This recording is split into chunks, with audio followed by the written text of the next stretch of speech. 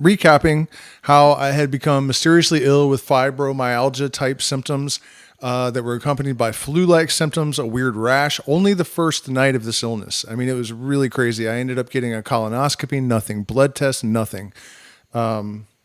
AIDS tests, nothing. And eventually I figured out that opioid painkillers and benzodiazepines would help suppress the symptoms. I tried colloidal silver. I went on macrobiotic diets. I tried going vegan for a while. I tried burning it out by eating hot peppers and seaweed. And I worked at an organic co-op. And, so don't even bother with all of the suggestions, because trust me, I did it all, everything you can possibly imagine. And it did not help. Nothing helped. And so, it just more and more pills and more pills until I just about overdosed. I racked up a bunch of charges, DWAI and drug possession. Drug possession, felony possession for 1.5 hydrocodone pills, 7.5, not even enough to get high, felony. And wait till you hear how that turned out.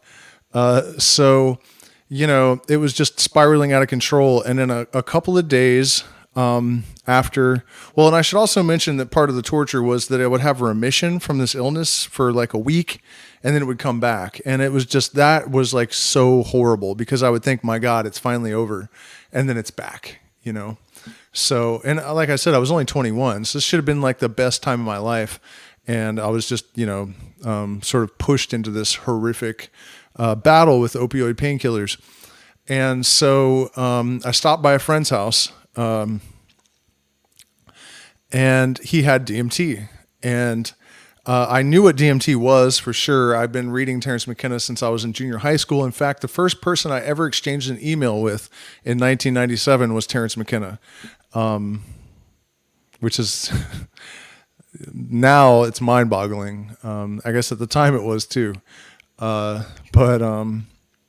Yeah, so I mean, I knew what it was, but I'd never seen it. Back then in like 2002 or whatever, it was still really rare. It was like this like legendary psychedelic that you heard of but never saw. And I was like, no way, you can't. And then I saw he had a little orange crystal, and we didn't really know what we were doing. So he just put it on some sage. I don't know why sage. And I took one big hit of it, and the trees, I was in his backyard, and the trees leaves like turned into blades, and they went, like 3D started extending, and they're spinning, and like, and I could tell the trees were super pissed off. And the blades came right down in my face, and the trees were like, if you don't stop with the pills, you're going to be in jail in 10 days. And because it wasn't like 3 big hits or whatever, the whizzing stopped and the trees backed up, and I was like, damn, that was crazy.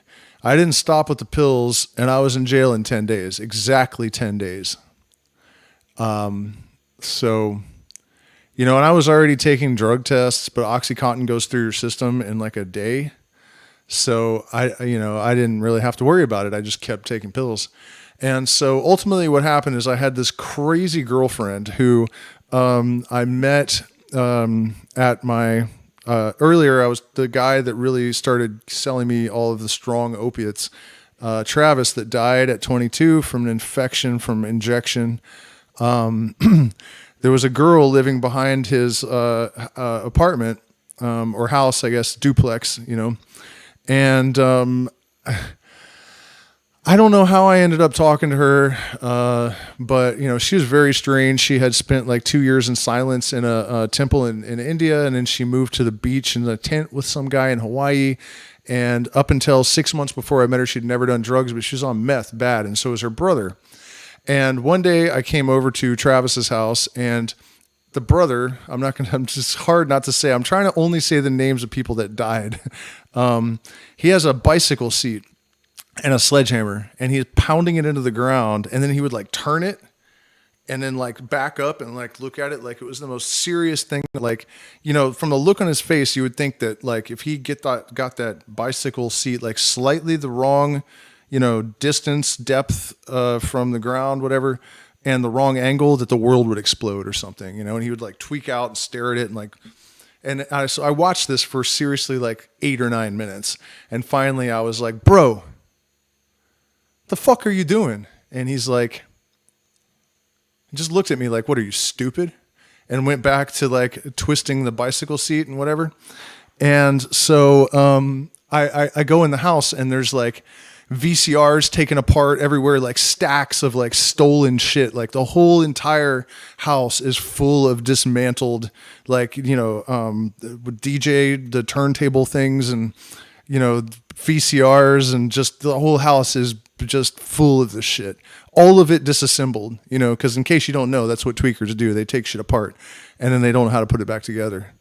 Probably trying to find the little men inside or whatever. And I was like, you know, I said to the girl, your brother's outside with this bike seat. She's like, oh yeah, he does that all the time. And, you know, I didn't have a lot of experience with tweakers yet. So I was like, right, he does that all the time, right? So I should have known better, I guess, because the next time I saw her, this bald girl showed up at Travis's house, and she's like, I just saw, let's call her Prudence, because it's a similar name. Let's call her Prudence. Prudence was over at, you know, Miguel's house, licking the shards out of somebody spilled some tweak on the carpet, and she was licking the shards out of the carpet. And I was like, no way that's true. No way that's true. And then Prudence shows up and she's like, oh my God, my tongue hurts. I was like, what? You can't be real.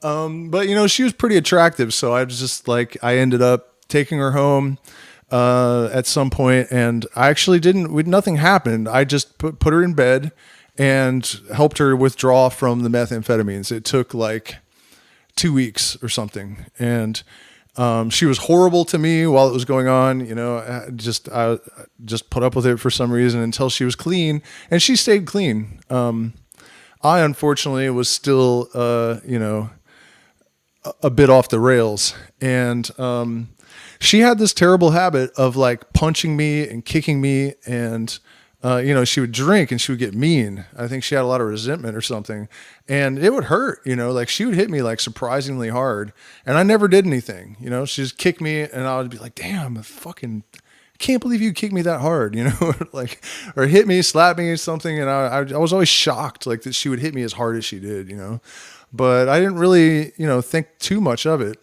And then one night, you know, I was already on probation for I was on drug court for getting caught with hydrocodone and hash, and very small amount though, but felony drug court. And we got really, really drunk, and she hit me with a 40-ounce beer bottle right in the head. And I stood up and I started kind of yelling at her, and my pit bull, Diesel, realized that there was a problem, and he started barking at her, and she kicked the dog and then reared back to hit me again. And I went to just grab her and put my arms around her and restrain her, but I was so drunk that I fell on her, and her face hit the coffee table first and smashed through it. So I went to jail, of course, because, you know, I didn't mean to hurt her. But I definitely did. And, you know, even though I had like a black eye and, you know, scratches, and I mean, you're the guy, so it's on you, but my probation was revoked. And so they sent me to prison, for the, possession of 1.5 hydrocodones, 1.5. And I had 4 points on my record because it was nonviolent, and I didn't really have a record. I had like a possession of marijuana from when I was like 17 or something. You know, I didn't have anything serious. But somebody felt like being a dick, I think, in the processing department, or it was a legitimate accident or something. And so I spent 4 months in jail, which is absolutely horrific. I mean, I can remember sitting there counting the cinder blocks, not really counting them, but you're just like, all you can see is cinder blocks day in, day out, day in, day out, day in, day out. And I remember at one point, me and my cellie just sitting there babbling the blocks and blocks, and there's blocks, there's just blocks and blocks and blocks and blocks and blocks for like hours and hours and hours. Like pretty much our minds were breaking, And one of the things that happened in there, I'll never forget, man. This guy was in for beating a dude to mental disability with a tire iron. And he would always go to chapel, and sometimes I would go just because I was sick of sitting in the cell and I wanted to go somewhere else. And so one day he's like talking about his case, and I'm like, if you're so Christian, how is it that you can beat someone to death with a tire iron? And he goes, that's why I can do it. Jesus will forgive me for anything. Just had to point that out, that, that mentality is not really as rare as you would think with people that have been born again. Praise Jesus. And so after about 4.5 months of sitting in the La Plata Ramada, it was the La Plata County Jail, I was sent off to prison. And I was told that with 4 points, I was going to what they call a happy camp, where you have free movement and, you can go wherever you want. There's not even a fence. If you leave, you'll get an additional 3 years for escape. But there's no fence even. So if you want to leave, you can just leave, because who cares? You're not dangerous, right? So I pull up to first Crowley prison, which if you guys follow me, you know how weird that was. I was like, really? And then, and the Crowley synchronicities hadn't really started. That was actually the first like foreshadowing of that. And then we left Crowley, and I was like, oh, whew, because Crowley was a private prison, and the private prisons, they're trying to make money. So you don't want to be there. You get nothing. You get the worst food. You don't get shit. Like it's just fucked. So we leave Crowley prison and we go to a maximum security prison, like the second highest before the 23-hour lockdown. It's just right under that. And there's dudes with machine guns and towers, and I'm like looking around me, and there's this dude in a cage, right, shackled head to toe in a red suit, and he has devil horns tattooed on his forehead. And there's this African American girl sitting behind him, and she goes, "Honey, what are you in for?" And this dude is obviously going to IMAX. He's done. And in a cage, like they had him in a cage in the bus. And he's like, I stayed up on meth for 13 days, and I was staying with this family, and I hacked them all to pieces with a machete. All of them, all 5 of them. And she's like, it's going to be all right, honey. I was like, fuck, man, what is this? And so I get off of they dump me at this prison, and I'm looking around, and I'm like, wait a minute, I have 4 points. This is obviously not a minimum security prison. So I go in to see my counselor, and I'm like, what am I doing here? And he goes, well, you have 40 points. And I was like, what? Wait, what? 40 points? That's second-degree homicide or something. Like I am here for possession of hydrocodone. 40 points? Are you kidding me? And I was like, so you're going to send me to the happy camp, right? And he's like, no, it's too late now. I'm like, what do you mean it's too late? You guys made a mistake. And I just have to stay at a medium maximum security prison full of, it was 55% pedophiles. 55%. And the rest of them, I was one of the only people getting out ever. Right. And I have 10 months and I've already done 4. So I have 6 months sentence. And they accidentally sent me to one of the highest security prisons in the state of Colorado, Ordway Penitentiary. So I'm like looking around like, these dudes are just jacked, like, monsters, absolute monsters everywhere. And so I walk out of the guy's office and I'm like, they're serious. I actually have to stay here over a pill and a half, like 13 milligrams of hydrocodone. I'm in here with all these killers. And the thing is, if you have a life sentence already and you kill someone, you have 6 months in the hole, because what are they going to do? Put you in jail again? You're already locked up. Like, what else are they going to do? It's just 6 months in the hole. The hole sucks, but it's not going to stop them from cutting your head off at all. It's not even going to slow them down. So anyone around me at all times, I knew with absolute certainty would kill me over the slightest infraction. And so when I first walked in, this guy named Fish, who had also there was this theme of people getting high on meth and just killing everyone around them. By the way, this is going to be pretty graphic. I'm going to tell you guys some of these prison stories because they're just, that's what I'm here doing tonight, I guess. But yeah, I'm going to tell you the craziest one. So if you don't like that, can't handle it, get out now because it's going to get gnarly. I might even have to put a viewer discretion thing or they'll take my channel away again. Where was I at? So Fish had like 972 years for completely just destroying his wife and her lover and a couple of his friends, I think. And he was always, he had his last appeal, I remember he put in, and he was like trying to give them, 600 of the 900 years back, just symbolically or something. I don't know why, but yeah. So of course he didn't win, but he was actually a really nice guy because the thing is, you can be up on meth for 13 days and you are not yourself. Surprise, surprise, right? I mean, he never would have done that if he wasn't on meth. But he did, and so that's where he ended up.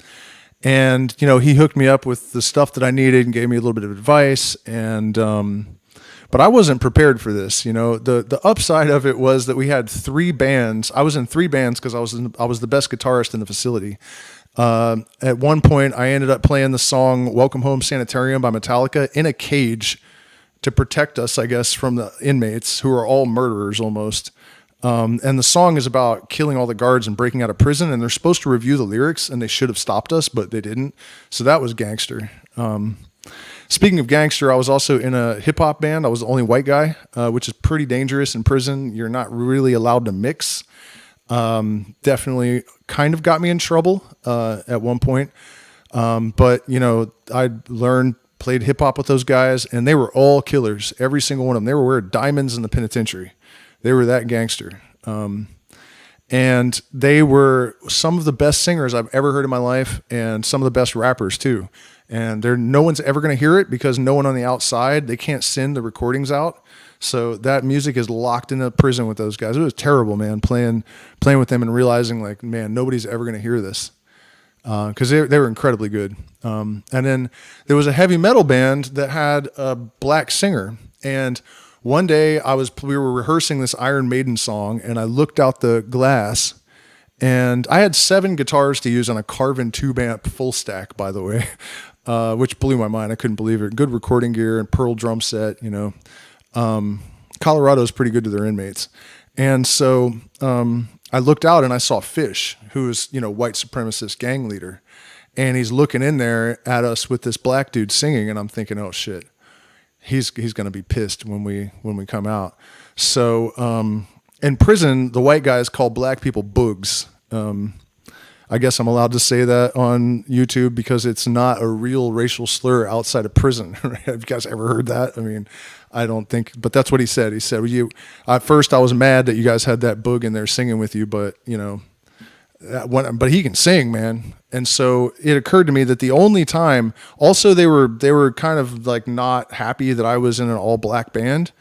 He also came over and kind of glared through the window at me, but then he heard it and he was like, so I just always thought it was kind of beautiful that music was the only thing that we had a pass for race to mix. You know what I mean? Like the black gangs didn't get mad and the white bank gangs didn't get mad if you mix, and it was the only thing you were allowed to do together.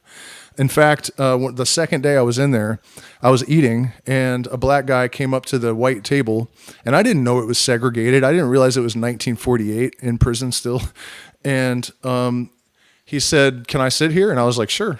I don't know. I'm from liberal ass Colorado. I'm not, I didn't know I had to be racist or die. And I get back to my cell, and there's a bunch of white supremacist gang leaders, all of them in for first-degree murder, every one of them, multiple homicides, most of them.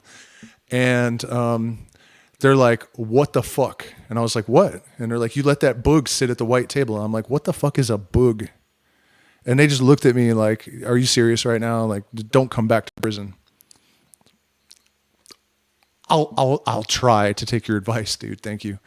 You know, but that's how it was. So, you know, it was an insane experience to be in there with so many people that were never getting out. There was an old man that had been in there since 1962. This is 2005. I'm not even going to mention what he did. 1962. And there was Potts, who was our bass player in the classic rock band, and he couldn't stop robbing gas stations, and he got hit with a bitch, which means that whatever your sentence is, you get 40 years tagged onto it. So he just robbed a gas station for the third time, but he got 40 years tagged on to that sentence. So he was dying in there, and it was sad because he was so broke down and old, hobbling around, liver all swelled up. Like, it's like, man, just let this dude out. You know what I mean? What's he going to do? What is he going to do? You can't pick a gun up, you know, but he'll die in there. And I used to walk around with him sometimes, and he would start telling me about the pot plants he was going to grow when he got home to Virginia and stuff. And I'm like, man, what do you say? You know, just, that's great, Potts. It's going to be amazing, man. Going to be groovy. And then there was this guy, Hillbilly, that was tattooed skeleton, right? On his whole body. He had a skeleton tattooed on the outside of his body. And I would walk around the yard with that dude sometimes, and he would tell me about all this shit he was going to do when he got out that would get him put right back in prison. I mean, that dude belonged there. And he had been convicted of mayhem, because he actually, mayhem in this case was that he had hung the pieces of the people that he killed in the trees around the neighborhood. So they charged him with mayhem. So I'm, you know, just trying to paint a picture of the kind of people that were around me over a pill and a half of hydrocodone. So then I got released after, 6 months of that. And they give you a paper suit and $100. And, I went back to Durango and I got a job. It was, I think, the first normal employment I'd had since I was 17 years old. I always was just an outlaw of some kind, which, by the way, I want to make sure everyone understands that that is not criminal in my mind. That's how I was raised too, is that, criminals are people that steal shit from people and they, commit credit card fraud and all that. And it doesn't necessarily completely make sense, but I was definitely taught that, violence is okay, but if you steal things, then you're a piece of shit, basically. So it's like I had these ethics. So I wasn't like a criminal, but it was like if I could maintain my ethics and not, work a day job, there's ways, you can do that. Mostly druggling, we called it back then. So yeah, I had a job at 17 working for a truck company, man. We'll actually go back and I'll tell you this story real quick because this was hilarious, man. It was the first major synchronicity I ever experienced. My friend's parents owned this company, and my friend hooked me up with a job there when I left DC after the cocaine dealing as a teenager. That's how I got out of it. And I got to work the first day, and the manager said, "You got a license?" And I was like, "Nope." And he said, "Well, you better get one tomorrow." And I was like, all right. So I got my grandpa to let me drive his car around the block a few times to figure out how to drive. And then I went to get my license the next day. And the lady that gave me my driver's license said, you really could use some practice. And then the next day I get to work, and there's a 33-foot, 13-speed double clutch box truck loaded with thousands and thousands and thousands of pounds of iron and steel, because it was a weightlifting supply company. And Renfro, whatever, it's his job. Renfro, the manager, was like, all right, we need you to take that truck right there and drive it down to Richmond. And we're talking Washington, DC to Richmond is the second worst traffic in the entire continental United States. And I had just barely passed my driver's test the day before. Double clutch, 13-speed, 33-foot box truck loaded with thousands of pounds, probably overweight, you know what I mean? And all the way to Richmond through the worst traffic in the United States. And I get in the truck and I turn it on, And I hear the talking heads, you may find yourself behind the wheel of a large automobile, and you may ask yourself, how did I get here? And I'm like, whoa, what the fuck just happened? Yeah, that was the first time a synchronicity hit where I was like, wow. Of course, I didn't know that word then. I was 17. But so my other job, the next job, was working at Smart Enterprises in Durango, Colorado, where I was a glazier, or a glazer, as we would say, because we were basically a bunch of rednecks. And it was a great job. I learned to cut glass, and I drove trucks around and maintained hot tubs, and we smoked weed all day, and there was a really laid back environment. We would all sexually harass each other all the time, and no one got mad. I think the women started it, is how that was allowed to persist like that, and nobody got bent out of shape about it. So it was, just really ridiculous group of people. And I got a little place to live, and bought a car, and I couldn't believe it, that I had like gotten out of prison and just immediately gotten a job, and like things were going real well. And I don't remember how I started using the pills again, but that definitely happened eventually. After I got out of the pen. I think probably what happened is that I have some kind of like celiac disease or something triggered those symptoms to return. It could have been stress or who knows. And then I was like, oh man, I better get some Lortabs or something. And eventually it started back up. Also, people at work did drugs, I think. But for a while I was, until I completed parole, I was pretty much on the straight and narrow. And then I went on my first paid vacation. And this is where things started to get really weird, like rabbit hole weird. At this point, I definitely had started to consume pills again on the regular, enough that I don't think I realized it, because it wasn't like every day. But if I had stopped, I would have gotten sick. And I did find that out eventually. But so Fish was playing at the Gorge in Washington State. And my girlfriend and I, who was Travis, the guy that started supplying me with opiates that died, years back, his girlfriend was now my girlfriend. And we went to the show in Washington State. This is where the synchronicities and the like manifesting stuff really started to get wild. So, I had started to notice some strange coincidences already. For one thing, my brother, who I hadn't spoken to in 8-9 years at that point, I had started to think about Aleister Crowley a lot, and I hated him because I heard that he was just this Illuminati pedophile Satanist, and I wanted nothing to do with that. So I tried to ignore it, but it was like the universe kept shoving it down my throat. Like, no, you got to look at this. You need to understand this. And I'm like, no, I don't think I do. And then my boss comes back and hands me this card, and I open it up, and it's from my brother, and it's Aleister Crowley with a Rudolph nose, and it says, "Do as thou wilt, as long as thou wilt have a Merry Christmas." And I was like, man, that is weird, like I haven't talked to this dude in, 8 years, and I'm thinking about Crowley randomly all the time, and I get this card from him, and then I go home and I call him, and we're reading the same Aleister Crowley book, and we're on the same page, after not having seen each other in 20 years or whatever. So, you know what I mean? Like stuff like that had pretty consistently already started to happen. And so then I went to the Gorge, and Fish, I don't really like all of Fish's music, but there are certain songs that are amazing, like Stash and Chalk Dust Torture. Just there's a certain list. And they play a different show every single night, just like the Grateful Dead did. So the point is that, the chances that you're going to see like a certain list of songs are pretty small. And they played exactly the songs that I would have wanted them to, and only those songs.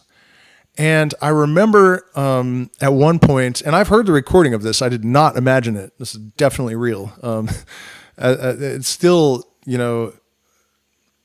gives me chills to even think about it. But I did eat mushrooms, and I was sitting on the ground in the grass, and they had gone in. I was thinking like, all right, they're improvising, and their light guy actually plays on a keyboard, like jams, improvises with them. So the lights are incredibly connected to what's happening on the stage.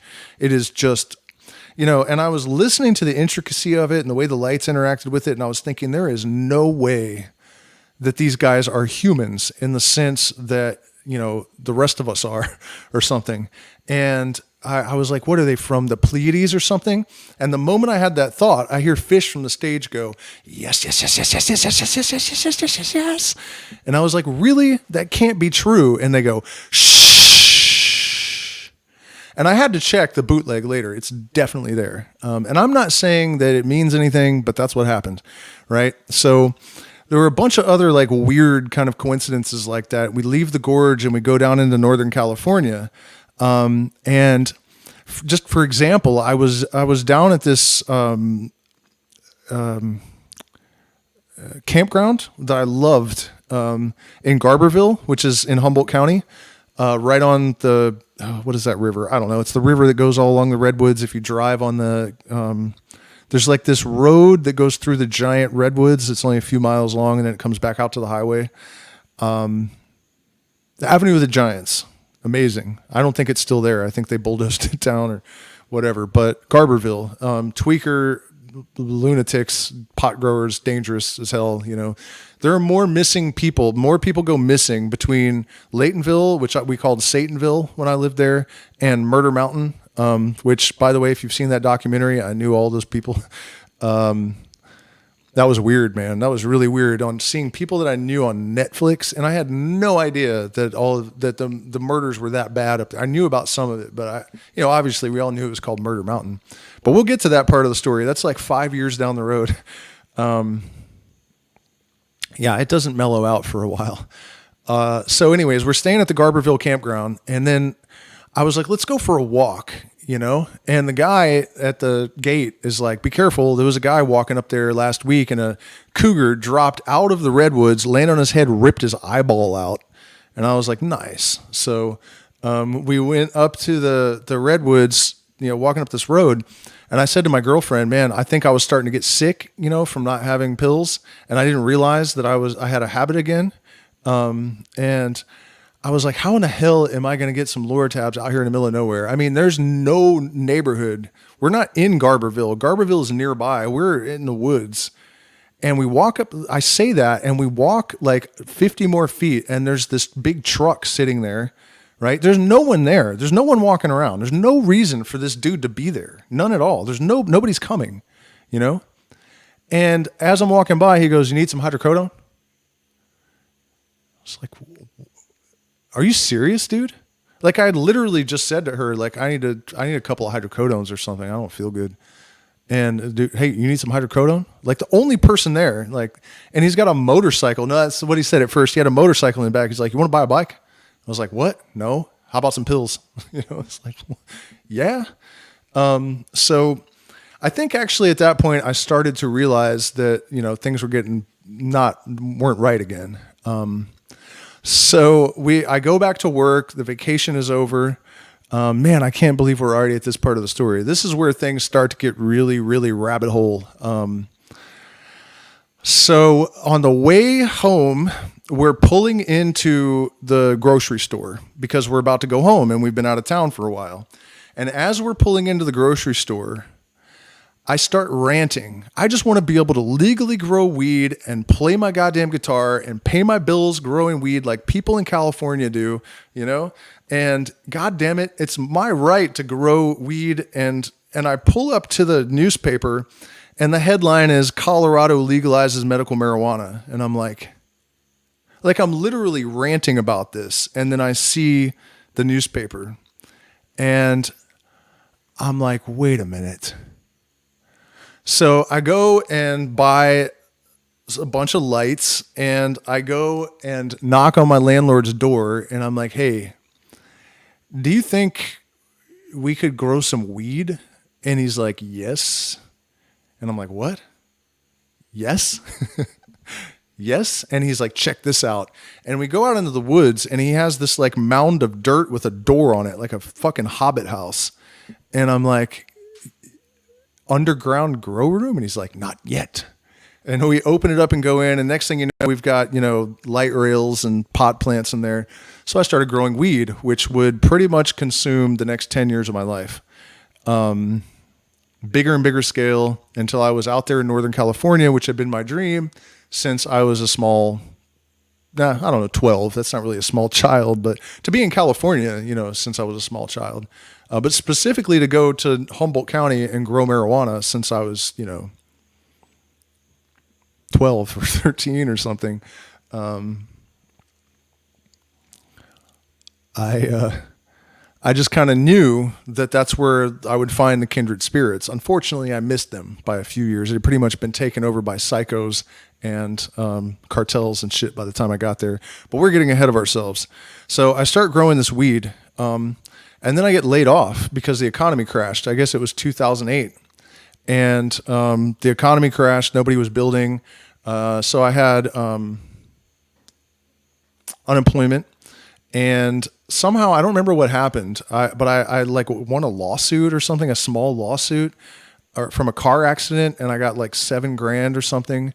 And so I got like, really, really nice guitar, really, really nice amp, like a PRS and a Mesa Boogie Road King tube amp. And really, really got serious about that. Like really, really serious. And I had a falling out with my landlord, pot grower, because he was convinced that I took way more of the weed than I admitted or something. And it wasn't true. Like they just didn't flower very well because we didn't really know what we were doing, and we didn't have any ventilation, and maybe harvested them too early or whatever. But I really wasn't. I'm not like that. Like it didn't even occur to me to stiff the dude.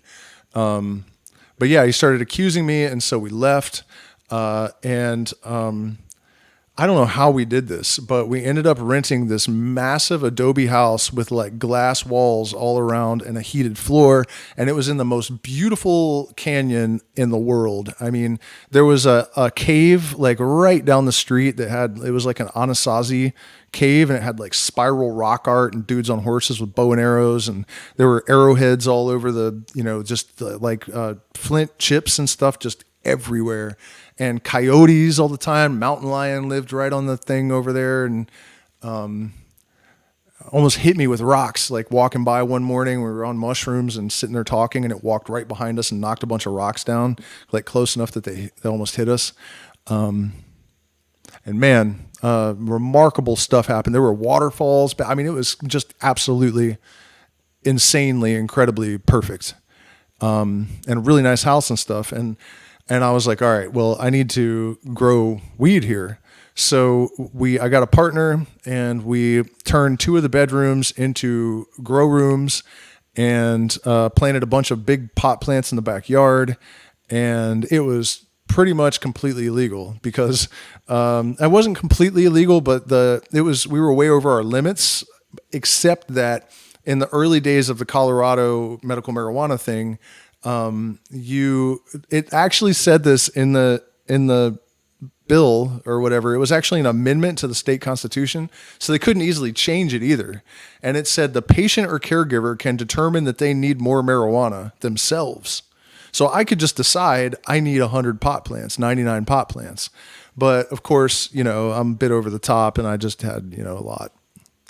And so I had a bunch of legitimate medical marijuana patients, though. I wasn't one of these people that was using it as cover. I really legitimately wanted to help people. And that kind of backfired because one of my patients was dying from AIDS and cancer, and he started paying me in painkillers. And of course, it's my fault for taking them. But after a few months of that, I realized this is not good. I'd started playing in bands, and I don't know what happened, but I guess I just knew that it was time for a massive spiritual awakening, and that these pills were not going to facilitate that. And so I just quit again, cold turkey. And the first time that I quit and went to prison, somehow I never had withdrawals. Maybe I didn't do them often enough, or I have no idea how that happened, but I had no withdrawals. But this time I did. But I just knew something was coming, and I knew I just had to. And, I couldn't sleep for a full week. It's like 5 to 7 days of not sleeping and twitching all the time. But I had huge piles of hashish. And so I just smoked hash and smoked hash and smoked hash and smoked hash and smoked hash until I got rid of the withdrawals and I just quit. And, about that time, I started thinking, all right, so I'm trying to make a band that basically is a combination of Tool and the Grateful Dead, and like the improvisational psychedelic weirdness of the Grateful Dead, but more of the aesthetic and sound of Tool. But how am I going to find people to understand that? These days, probably easy, but this was 20 years ago, almost. And so, I was still like one of the only people that I was aware of that, listened to both of those bands. That changed pretty quickly. In fact, Fish fans were polled in 2010, I think, and the top 3 bands for them were Tool, The Grateful Dead, and Fish, which were my 3 main influences. And I was like, damn, there's a huge market for this later. And talk about what happened there. But so I was like, but I need musicians with a very specific skill set. Where am I going to find them? And then I guess the main guy I worked with, like my partner, I guess, asked if he could come and sing at a rehearsal for my band Shotgun Jesus. And this dude, he did like a Shinedown version of Simple Man by Leonard Skinner and just fucking blew the doors off of the barn we were practicing in. And I was like, damn, man, that's weird. The singer was already there. And I just he's just like all of a sudden already there. And then these people that I had met somehow, I don't even know where the hell they came from because I don't really mix with normal folks too much. And they were pretty normal, but they wanted to grow weed and they wanted me to show them how. And they had a son that was a drummer, math, metal, and jazz, Tool and the Grateful Dead, 16 years old, total prodigy. When they told me about this, I went down into the kid's room and I was like, all right, here's the Pot by Tool. Can you learn this? And he listened to it and he's like, yeah, I can have this by Friday. It was Wednesday. And I was like, whatever, dude, you're not going to have this down in fucking, you've been playing a year, And I went back and we played it spotless. It was flawless. I was like, fuck me. And so he had exactly the skill set I needed. And then he came with a bass player whose parents had connections at the Whiskey A Go-Go in LA. And they also had just played there. So this was getting weird. It's like I had thought this up and then it was just there. And it got weirder. It got a lot weirder from there. But we're getting ahead of ourselves again, I think. So that happened, and I was kind of like, man, this is, with all the other strange coincidences that had happened, it was remarkable to the point of being a little bit unsettling. In light of the other stuff I'm about to tell you. And if you guys follow my channel, then you've heard these stories before. And for the redundancy, I apologize, but we have entered that part of my life now and I must. So, just to give you guys an idea of the kind of stuff that was happening, that job that I had as a glazer one day, first we were talking, me and my girlfriend, this is the night before the story I'm about to tell. And she was an artist and she was trying to draw, something on the floor. And she'd asked me about the numerology of the number 11. So no one had heard of 1111 yet, that I knew of. I mean, I didn't really use the internet much and I'd never heard of it. And so she's getting aggravated trying to draw this thing. And she's interrupting me a lot, like bitching, and I'm like, what is going on with you eventually? After she interrupted me a bunch, I'm like, what is your problem? And she's like, I don't fucking, and then she just froze. And she's like, oh my God, look at this. And she holds the ruler up and there are 2 11s on it. One of them's printed where the 23 is, which is the number of synchronicity, according to Robert Anton Wilson. So, double weirdness on the ruler. And the thing about that is, it's not like that's a misprint. it comes from a mold. That would mean that the mold this company had was wrong, and they had printed like 100,000 of these wrong rulers and no one noticed or something. Like, it just didn't make any sense, you know. And this was right after the Fish concert, and you know what I mean. It had already started to kind of build up the series of coincidences. And so the next day, I go to work, and we're pulling apart this awning on this porch, and I pull the plywood off, and my phone rings, and I answer it, put it on speakerphone, and set it down, and keep doing what I'm doing. And so Clint, the guy that was singing in my band now, and the other coworker heard this conversation. And she says, it was my girlfriend, and she says, I just got a picture of these 3 bear in the front yard in the tree. And I was like, okay, that's cool. I'll have to see that when I get home or whatever. I still had a flip phone. I don't even know if you could send pictures yet. And so I get off the phone, and I pull the insulation out of the awning, I guess is what it's called, and 3 bear claws fall out from behind the insulation onto the deck. And I'm looking at them, and I'm like, those must be parrot talons. And my coworker walks over, and I had just had bear stroganoff at his house a few nights before, and he goes, those sure as shit are fucking bear claws, man. I just killed one last week. You ate some of it. And I was like, that's what I thought, but what the fucking hell, you know? And so for the record, you know, there's always a deterministic, you know, mechanistic way that things happen in this world. Woo is not real. So it's not like they just materialized because of this phone call. I think that probably a Ute person or Navajo, Dene, built the house, and it's probably like a ceremonial blessing to put some bear claws, and they just happen to, but that doesn't discount the synchronicity of it.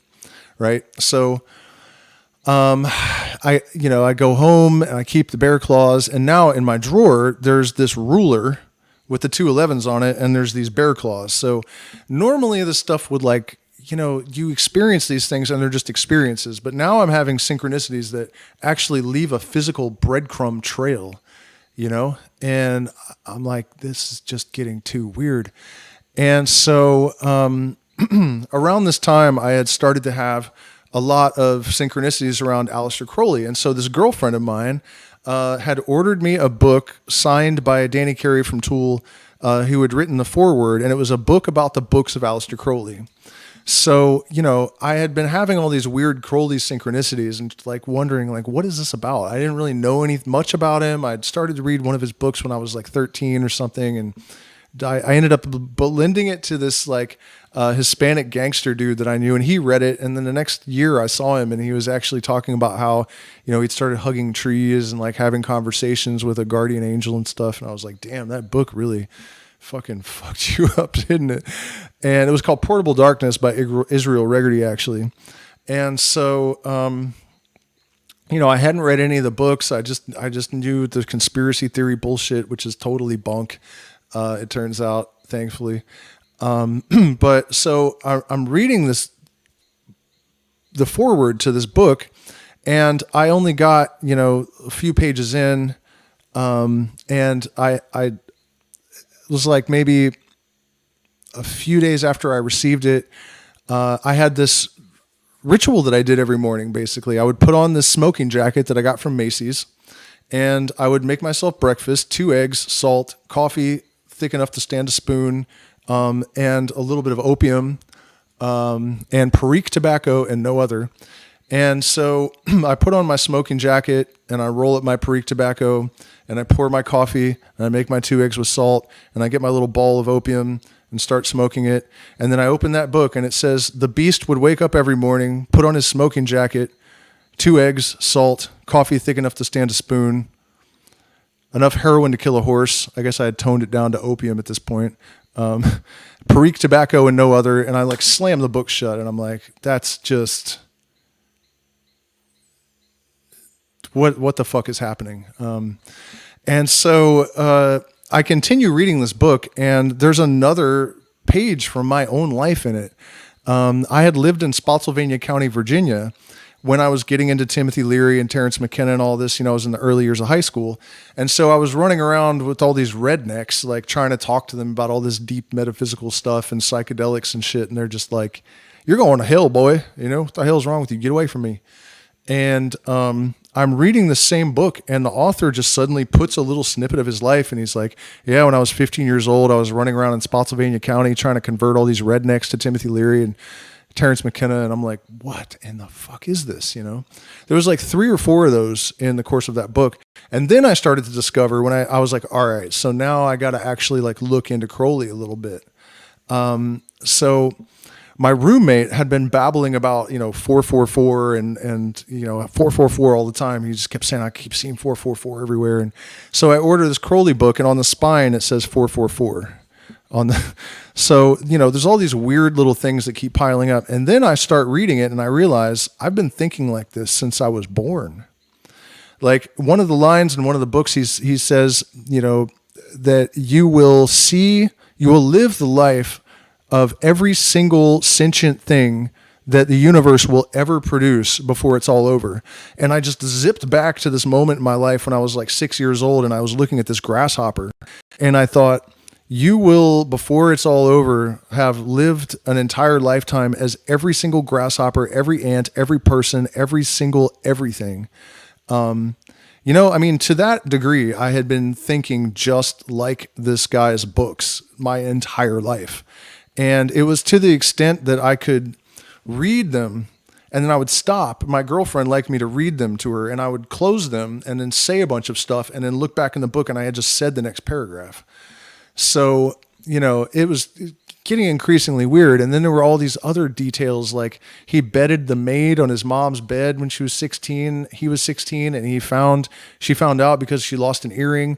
I also bedded a girl in my mom's bed, and she found out because she lost an earring at 16. Like, all of these stories and stuff.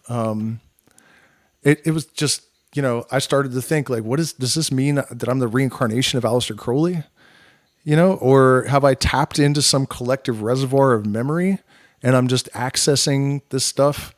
And of course, there's no way to ever know the answer to that. There's also genetic memory where, if you have a common ancestor, you can actually have their memories. So there'll never be an answer exactly, but it continued to get weird exponentially. Around this time, we went to see Tool, who's heavily influenced by Crowley. And we went to get our car, which was supposed to be a red Dodge Nitro. And in case you're not aware, Crowley's order was the Silver Star. So silver, his planet was Mercury. He was a mountaineer. He was one of the first people up K2 and Everest, almost to the peak, but record at the time. And our license plate was THZ or TXZ 666. I don't remember, but I do remember the gematria of the letters was also 666. So the license plate for this silver Mercury Mountaineer was 666, 666.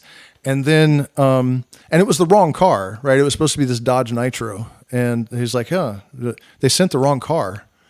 And then I didn't notice this. So the guy made sure he pointed it out. He comes in and he goes, your odometer was 0.14141414 or something, or 141414.14, whatever it was, which was the sacred radius of the Masons. It's related to the golden mean. So another thing. And then we get in the car, turn it on, and I hear Mr. Crowley. And I'm like, all right, this is like, and on top of all that, I was like, my roommate and my girlfriend had already decided. They're like, you're the reincarnation of Aleister Crowley, dude. And so they're watching all this shit happen, and they're like, this is just getting ridiculous. And it continued at the Tool concert. It just got crazier and crazier. We're driving up to Red Rocks from Durango, so we're going through the high desert, and we listened to the last performance of... it was the Grateful Dead's last concert, and he did that song So Many Roads, which was the first time that he acknowledged, that song at least, was the first time he acknowledged this weird power that people claim the Grateful Dead had. It was off limits in interviews. They said, if you bring this up, the interview's over. We're not talking about whether Garcia's God. We're not talking about controlling the weather. None of this stuff. It's off limits. So he says, thought I heard a jug band playing from over on the far side of the hill. If you don't, who else will? And they started out as a jug band, which is another insane story. And jug band takes LSD, makes $1 billion, changes the world. Like it's like what NASA's building their sound. They were building their sound system out of surplus pieces from the space shuttle by the time they're done. This is a fucking jug band. You know what I mean? That's what LSD can do to you. Kind of the opposite of the stories that we heard when I was a kid. Kind of seems like it's a far cry from making you stupid and lazy. That's a band that played like 3,000 songs or something and never played the same concert twice. Sounds like they were pretty dumb and lazy and must not have had a memory either. You know, nothing left in their brains. So anyways, that song, he's basically saying, I'm about to die and leave the planet. He says, the wind don't blow and the rain don't fall and you no longer hear me when I call. And something about all I want is one more road to take me home. And then he's dead 2 weeks later. Right. So, we're listening to this and it was like Garcia was usually a pretty reserved singer, but this particular version, he's like belting like a black man on LSD. And it was like, damn, what the hell, man? Like he seemed to know, and it was also the only time they did 2 encores in 30 years. So why? How they knew? It's like they knew.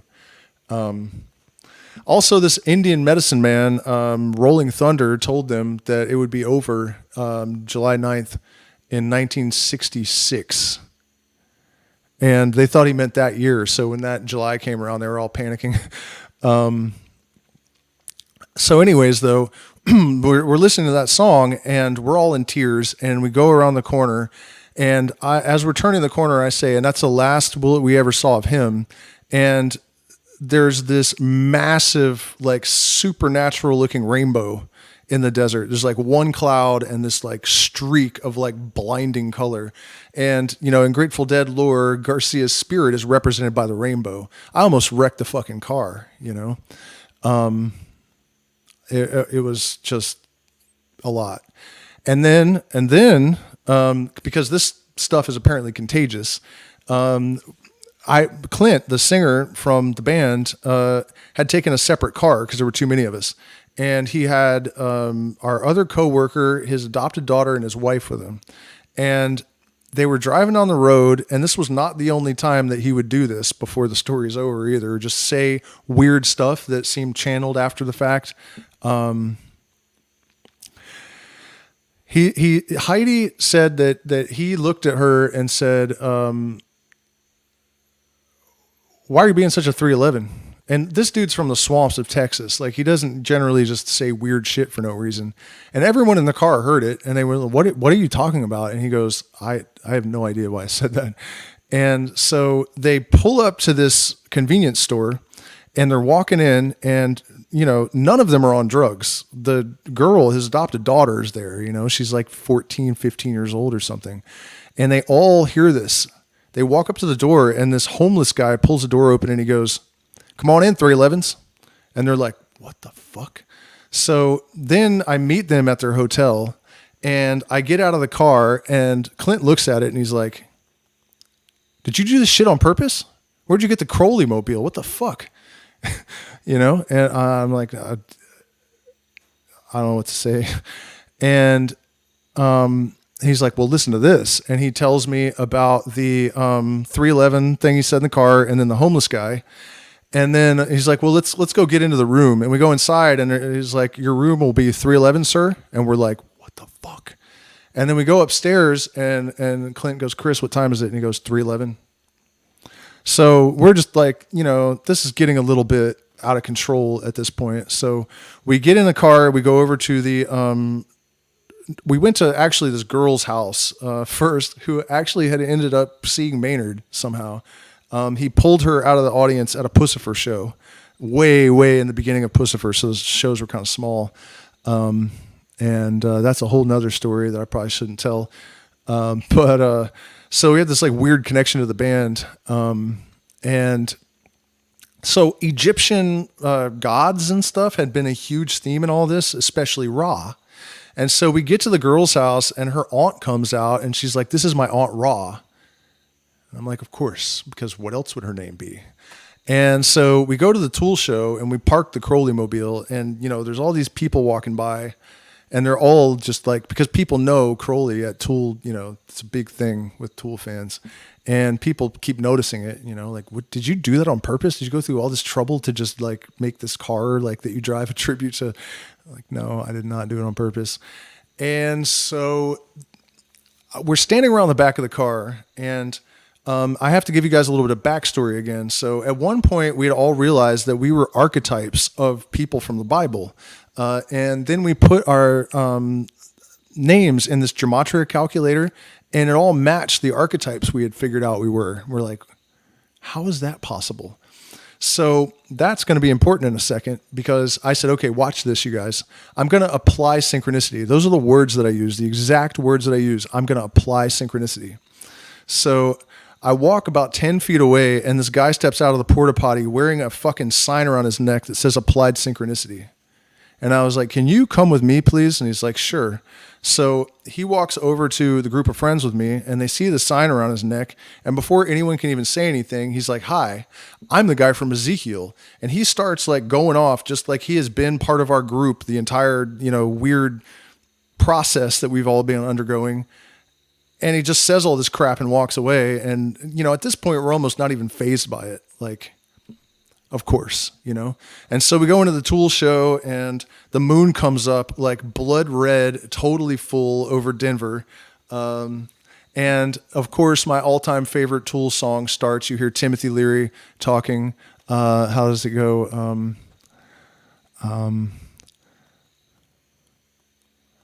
Something about who we are and where we do not know who we are or where we're going in this ocean of chaos. It is the authorities that have formed in our minds their view of reality. To inform yourself, you must question authority, and put yourself in a state of vulnerable, open-minded, confused, chaotic vulnerability to inform yourself. Question authority.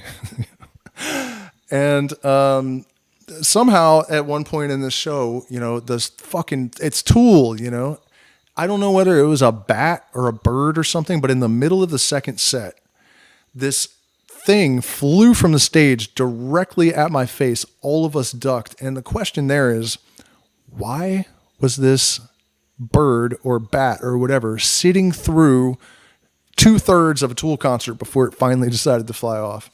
So we go back down to the girl's house, to Aunt Ra's house, in the Crowley mobile after the show. And on the way out, I run into this kid. It's like, I've got Deemsters. And I was like, what? And I've only smoked DMT once at this point. So I'm like, I want them. And he's like, all right, we'll come to my car. And he had like multiple grams. So I bought a ton of it. And we went back to Aunt Ra's house. And I'm like, all right, I'll go first. So I poured a bunch of it on some weed, took a giant hit. And I see this like square with this chiseled out of red gems, like face with like this, like, not like a crown, but exactly like Alex Gray's Cosmic Christ. And as soon as I saw it, I had never seen that painting before. That's the thing. As soon as I saw it, I was like, that's the face of the Cosmic Christ. And then like 2 or 3 years later, I see that exact image, and it's the Cosmic Christ by Alex Gray.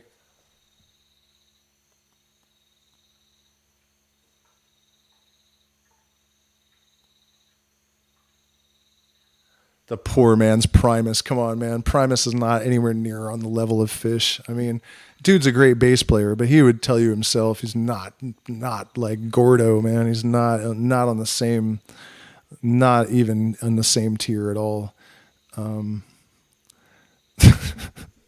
By the way, hit the like button, share, subscribe, support us on Patreon because we're demonetized. I just got a strike for absolutely no reason the other day, and they just reinstated me without explaining, which was pretty wild. So, so the story continues to get ape shit nuts, way, way, way crazier than it's been so far. So I smoke that DMT, and then I go home, and I still have a ton of DMT. So, I'm still having symptoms of chronic fatigue syndrome, right? Oh, I forgot to tell you guys this. I don't think I've ever told this on this channel. So remember how I was saying that all this stuff happened that made me think that I was the reincarnation of Aleister Crowley, and we rent that car and it's, silver Mercury Mountaineer and all of this stuff. And I'm all the same habits, same stories from my childhood and everything, like to the point of just like, but everyone around me had the same opinion before I ever mentioned it. I didn't even have to say it. Everyone around me came to that conclusion before I ever mentioned it. That's how fucking thick the synchronicities around that was, that everyone around me was like, dude.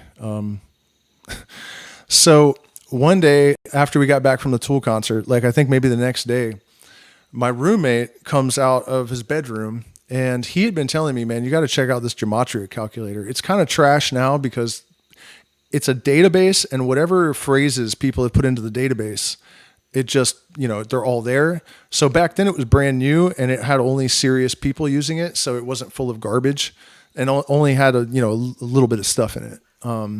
So it was like more succinct or something, so he's like, you remember that gematria calculator I was telling you about? And I was like, yeah. And he's like, you need to come in my room and look at this.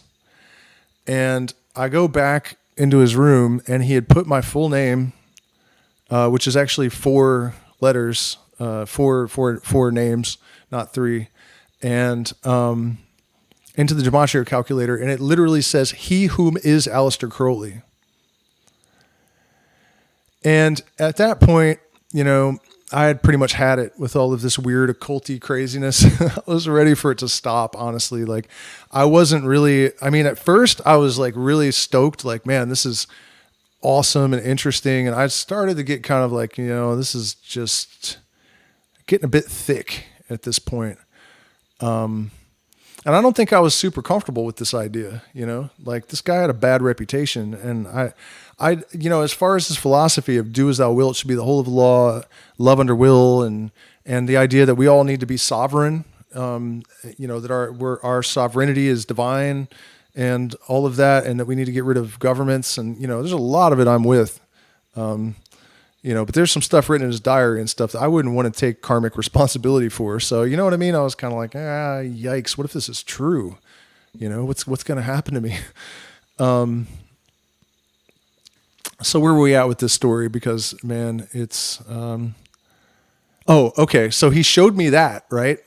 So I had still symptoms of chronic fatigue, and I just had this idea all of a sudden, that I should smoke a huge quantity of it. So I sat down in the living room and I just dumped one of these bags on a pile of cannabis, and I'm like, like 4 or 5 times in a row.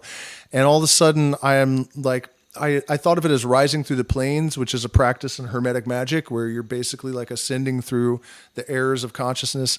And, by the way, I'd been studying all this stuff all my life. This is focused on the outlaw stuff, so I haven't been talking much about it, but you can just kind of take for granted that I'd been doing all that in my spare time between, growing weed and, going to prison and whatever else. So, so I took the massive, dose of DMT and I start ascending through these different realms. And it's like dark blue at first, and then there's another color, and I'm like spinning around these columns up higher and higher and higher. And finally I break through into the highest possible, like merge with the Godhead. And I realize that, well, first I didn't realize anything because it was absolute nothingness. There was no desire for change. There was no time. There was just limitless nothingness, like so nothing that there is no is to say is nothing. Like it's just the Ein Sof hour, the limitless nothingness. And I realized, like, holy shit, I have just stormed heaven by violence and stolen the secrets. Like, this is nirvana. And as soon as I had that thought, I realized it was over, and I came back down into my body, and I was like, I just experienced nirvana. And the first thought I had was go put DMT, N-dimethyltryptamine, into the calculator. So I go back to the gematria calculator. By the way, if you guys don't know what gematria is, it's where each Hebrew letter is also a number and an image. So it's why we use it in magic, because it has layers of symbolism. So you're able to compress information into smaller and smaller, unit, so that you can process more information, and also to train the mind to do that all the time. So you're always processing multiple layers of information. That's why you study the Kabbalah and path working and stuff. It's a big part of it. So I had that thought, go put N-dimethyltryptamine in the gematria calculator. So I go back to my friend's room and I get on the computer, put it in there, because all of my symptoms disappeared. That's the part I left out. When I came back to my body, I realized I had no chronic fatigue symptoms. And that's what triggered, like, go put it in the gematria calculator.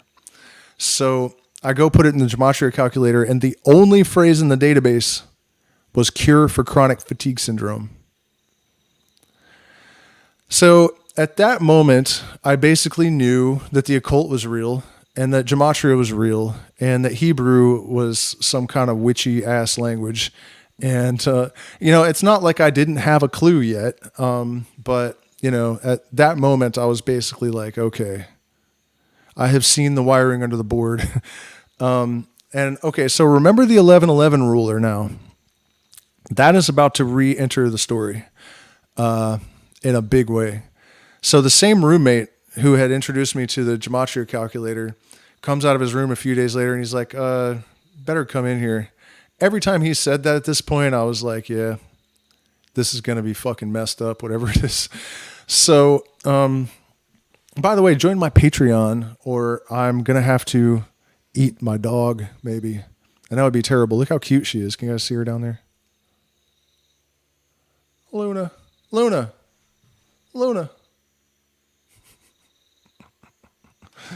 Isn't she adorable? She's like the world's cutest pit bull. So where was I at with, okay. So dude tells me, to come in his room and look at something. And, obviously it's going to be some shit. So he has this video of this guy with a big headdress on,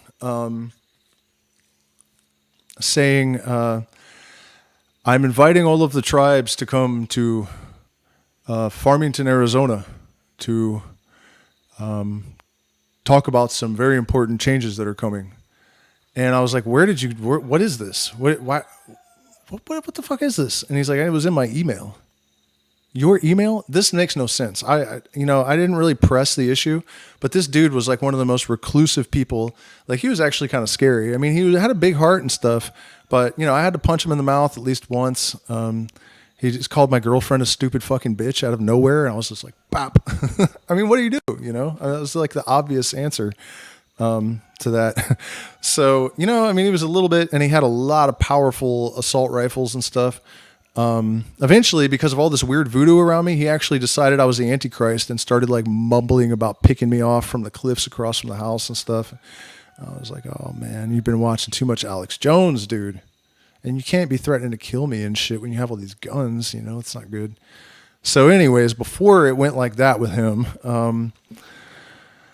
Golden Light Eagle, for some reason, sent him an email that was a video invitation to go to this thing in Farmington, New Mexico. And so there was a phone number, because I didn't know what Google Maps was. I didn't use the internet. The only time I used the internet was when my roommate called me in and told me to, look at, like, I didn't use computers. I grew up without them. We were, white trash, and I just never acquired the habit until, the last 10 years or so.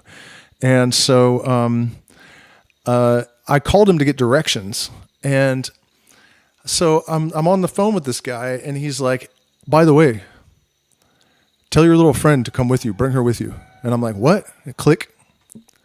And I'm like, what the fuck? And I hang up the phone, and it rings. And I answer it, and it's this Navajo girl that I know. And I knew instantly this is who he was talking about. I don't know how the fuck that's possible, but this is who he was talking about. And I don't hang out with this girl. She just bought weed from me. It's not like we were like buddies or something. In fact, the, interfacing between the Caucasians and the natives there, at least when I was there, was not good at all. Tall white man, like stabbed this college kid in the back of the head with a knife just because he was there one time, for example. And then the kid turns around with this knife sticking out of his head and beats tall white man to the ground. I mean, it was, it was like that. It was tense. So, we didn't like hang out but I was like, hey, do you want to come to this thing with me? Like this Sioux Sundance Chief, which is where you put hooks in your chest and dance around a pole for 3 days with no water and food. Just invited us to this conference, I guess. I don't know how, and she's like, sure. Yeah. Come pick me up. I live on, here's my address.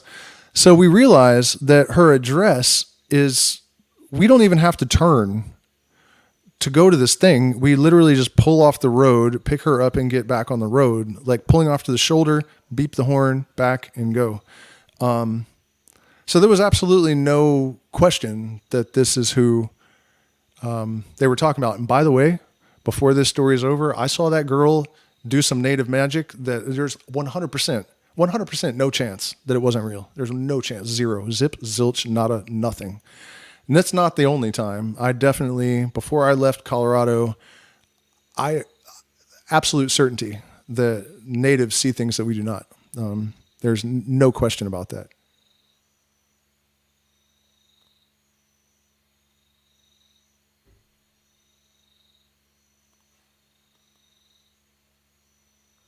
Sorry, I was just trying to catch up with the chat and see if there's anything in there I need to address. But all right, yeah, it's almost 1 a.m, so I'm going to have to wrap this up, and we're going to have to start again at some point. But by the way, you guys, don't forget to the last couple of streams. Last week was great. People sent lots of support. I don't get any compensation for this, so PayPal, Zelle, cryptocurrency, or you can join my Patreon and access 4 years of secret content exploring the depths of Masonic secrets and whatnot.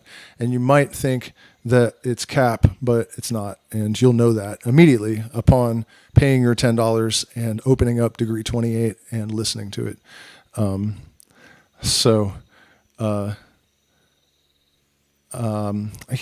I right around this time, I joined the Hermetic Order of the Golden Dawn too. And I forgot to mention that was a crazy experience.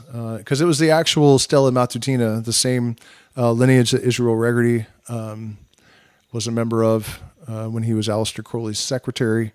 But we're at a different point in the story, right? So we picked the girl up, and remember the ruler with the 2 11s on it, right? Like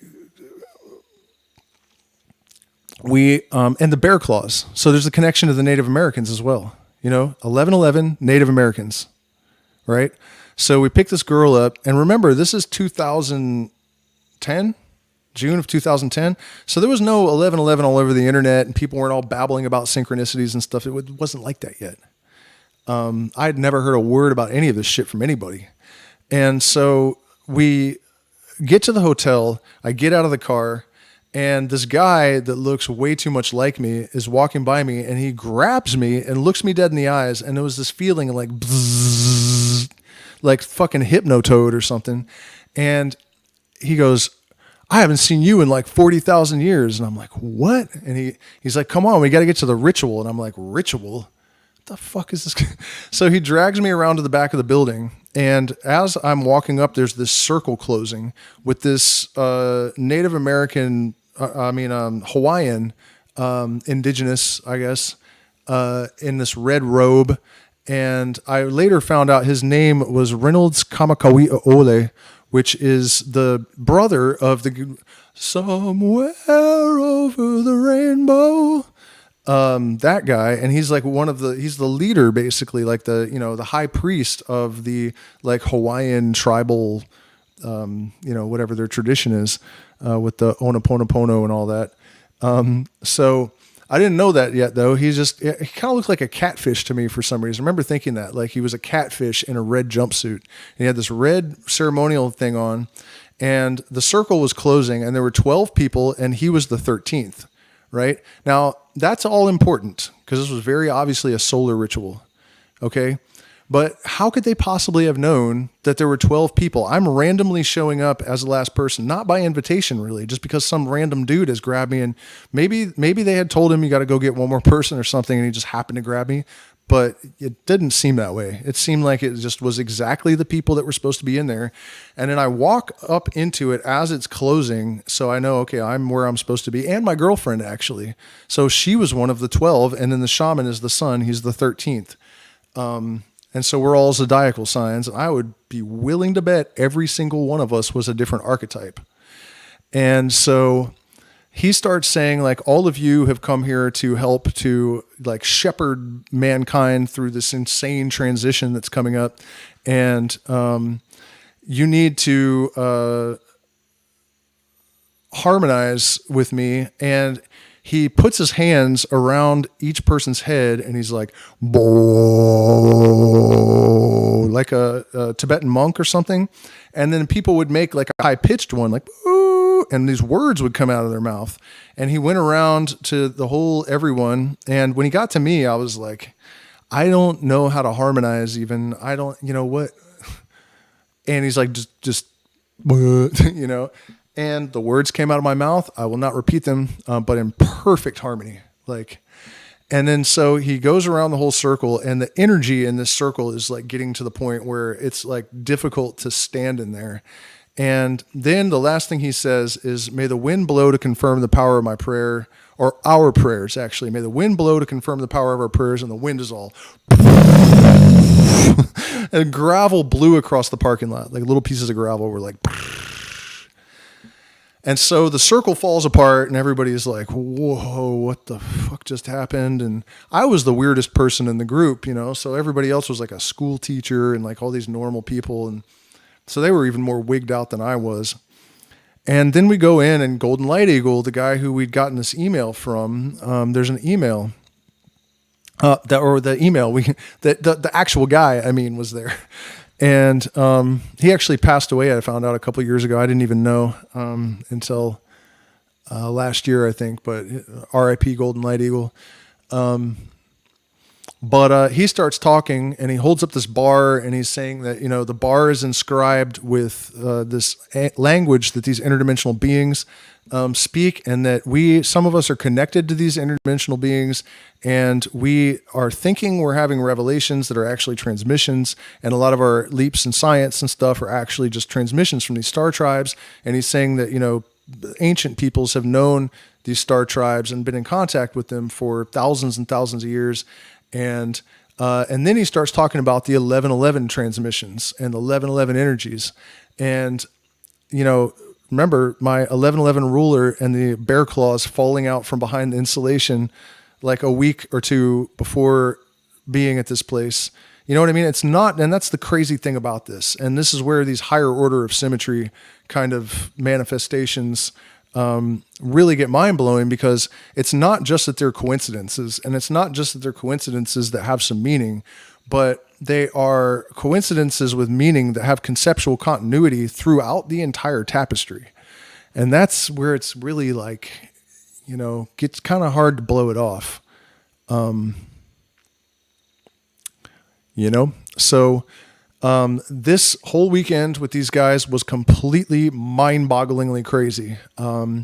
There were like Mayan descendants and, you know, Inca, Aztec, Navajo, Sioux, even like a Japanese Zen Buddhist. That guy was mind-blowing as hell too, man. And Grandma Chandra, who is this... at the time she was like 16 and she has cerebral palsy, I guess, but I thought she was a dolphin eagle for some reason. That's how I perceived her. And she doesn't speak. She'll grab people around her, either her mother or this guy, the guy that looked at me and did the charge thing and said, "I haven't seen you in 40,000 years. That guy, she'd grab him and they'll talk for her. And, you know, part of me was like, man, they are exploiting this like mentally disabled girl. And like, you know, this is just, but then like watching them, it was like, how are their faces so synchronized if this is fake? Like it just, but listen, it got really convincing really quickly. They did a talk first, and then I went outside to try to get a hold of myself, basically.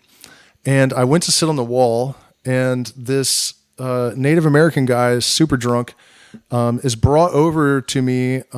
Later, I found out that Golden Light Eagle told them to bring the guy to me, which, I had no idea that it was a setup at the time.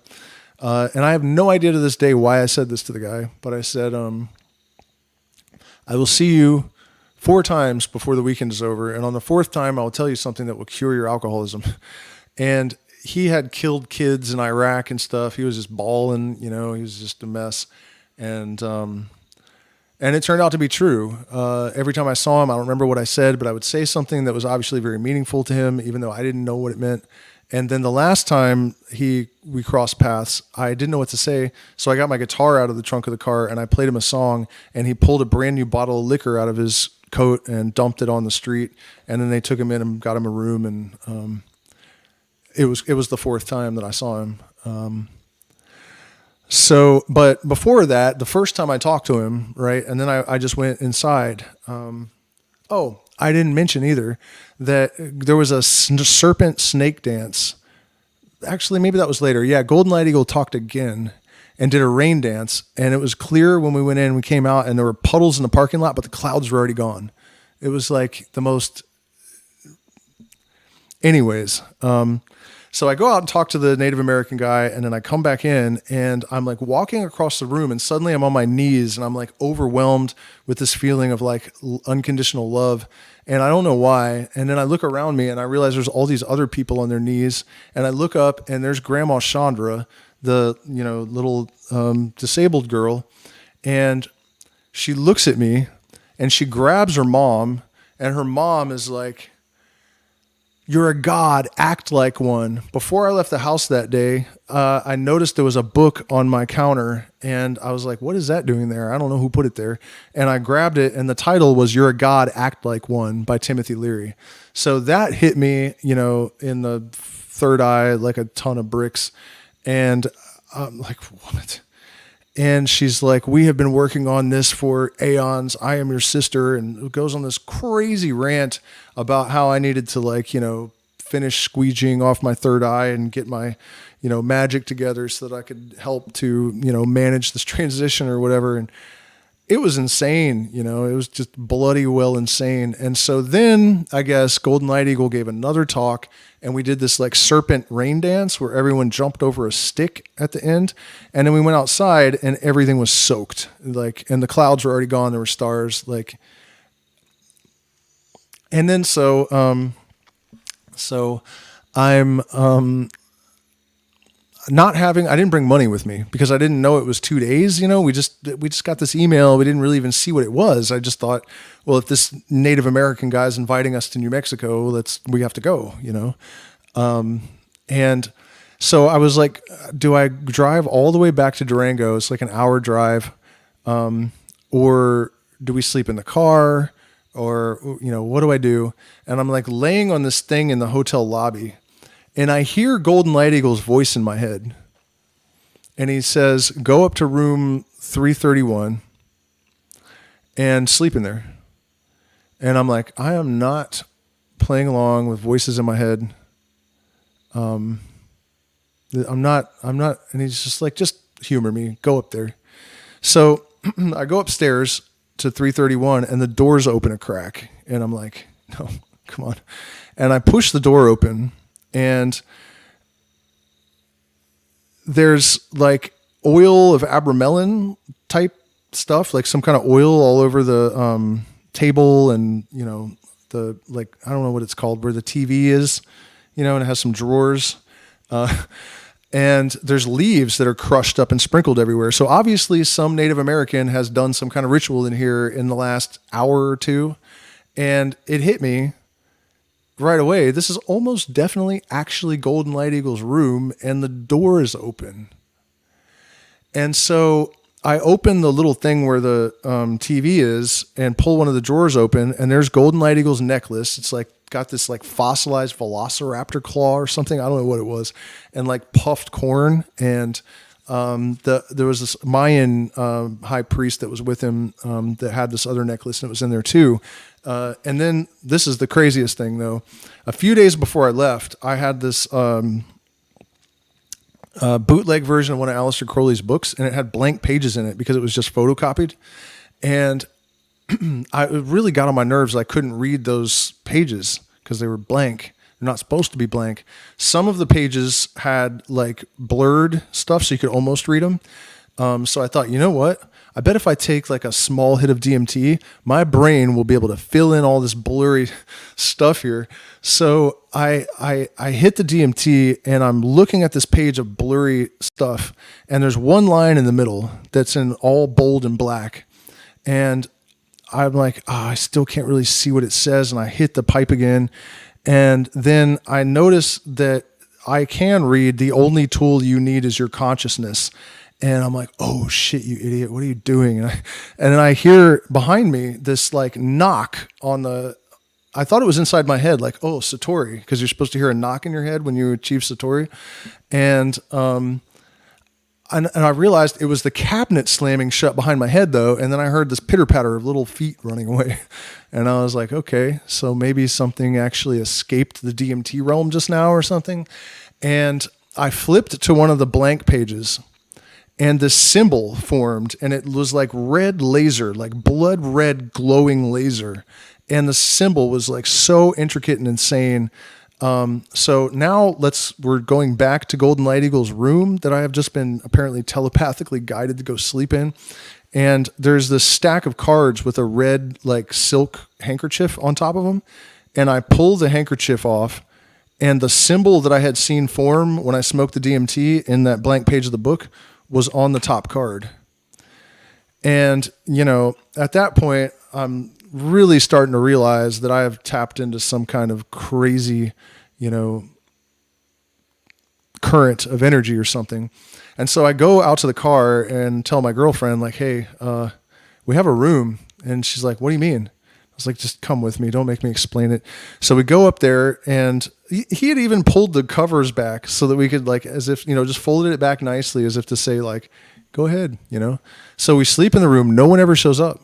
No one shows up in the morning even, you know, like not until after we left and went downstairs. So I go downstairs to have breakfast, and the Native American guy that I had said, when I see you 4 times, the 4th time I'll tell you something that will cure your alcoholism, and he poured the alcohol out. He's sitting there with this other guy from the conference and my girlfriend, and I sit down, and Golden Light Eagle comes up behind me and puts his hand on my shoulder, and he's like, how'd you sleep? I was just like, what is this? Who are you people?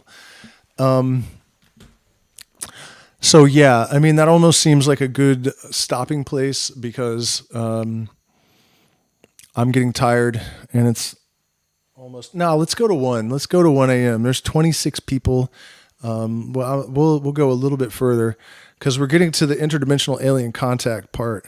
How long has this been happening?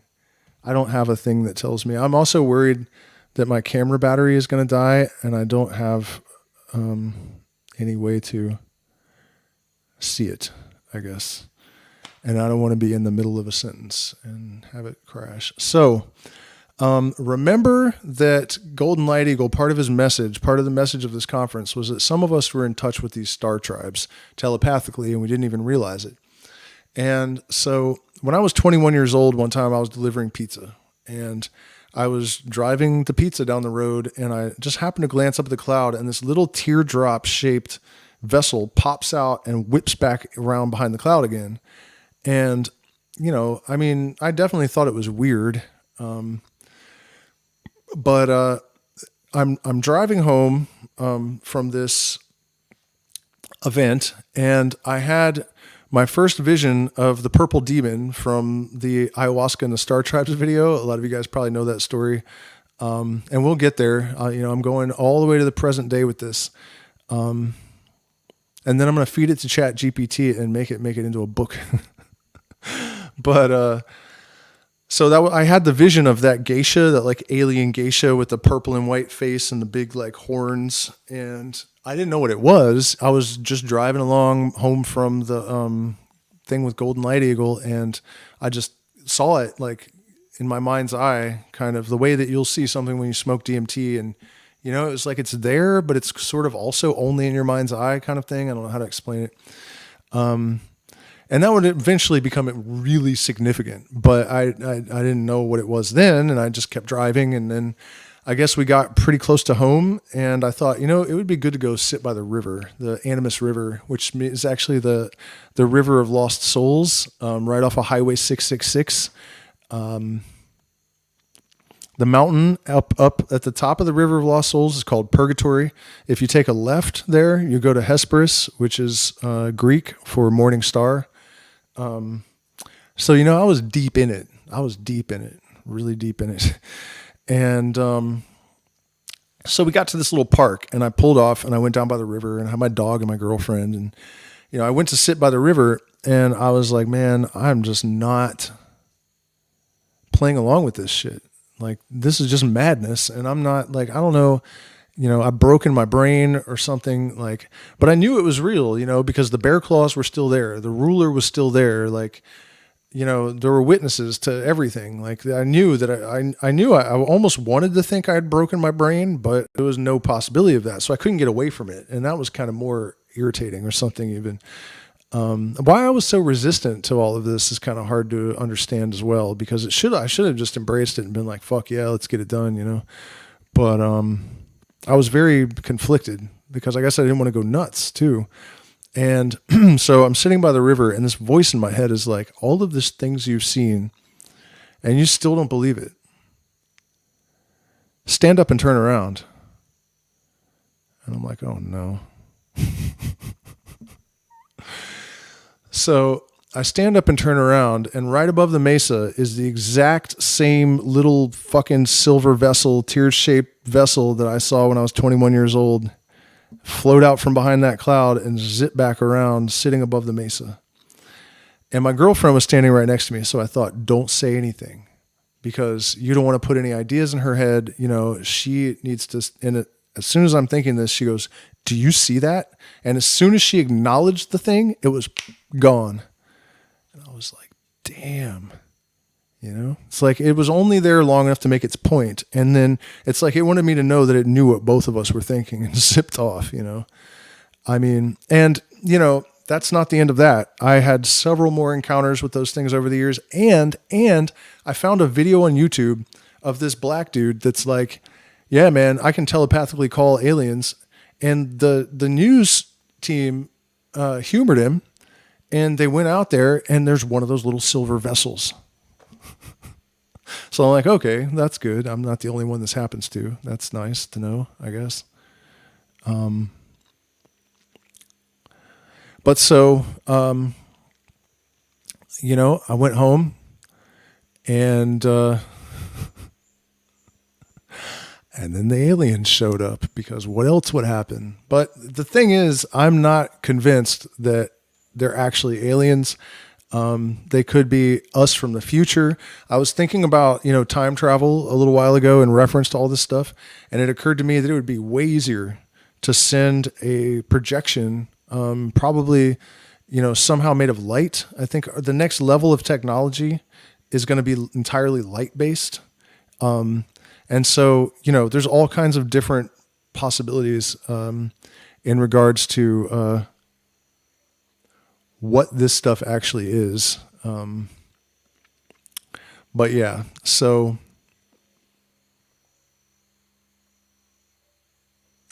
I'm going to stop telling the story now, though, and then we're going to pick it up again for part 5, maybe tomorrow even. And I'm missing so much shit, but I think what that's a crazy thing about when you guys are hearing all this, I'm just giving you like bits and pieces of it. This was day in, day out, relentlessly this weird, and it continued for like 10 years, and it's still not gone. I mean, I still kind of am in that space all the time. But it's not as over the top as it used to. I think if I was back in California, where there's like more opportunity for weird shit to congeal, but I'm out, I've been in the jungle for years with just animals and indigenous people I can barely talk to and stuff. So, there's just not as much space for this kind of stuff to happen.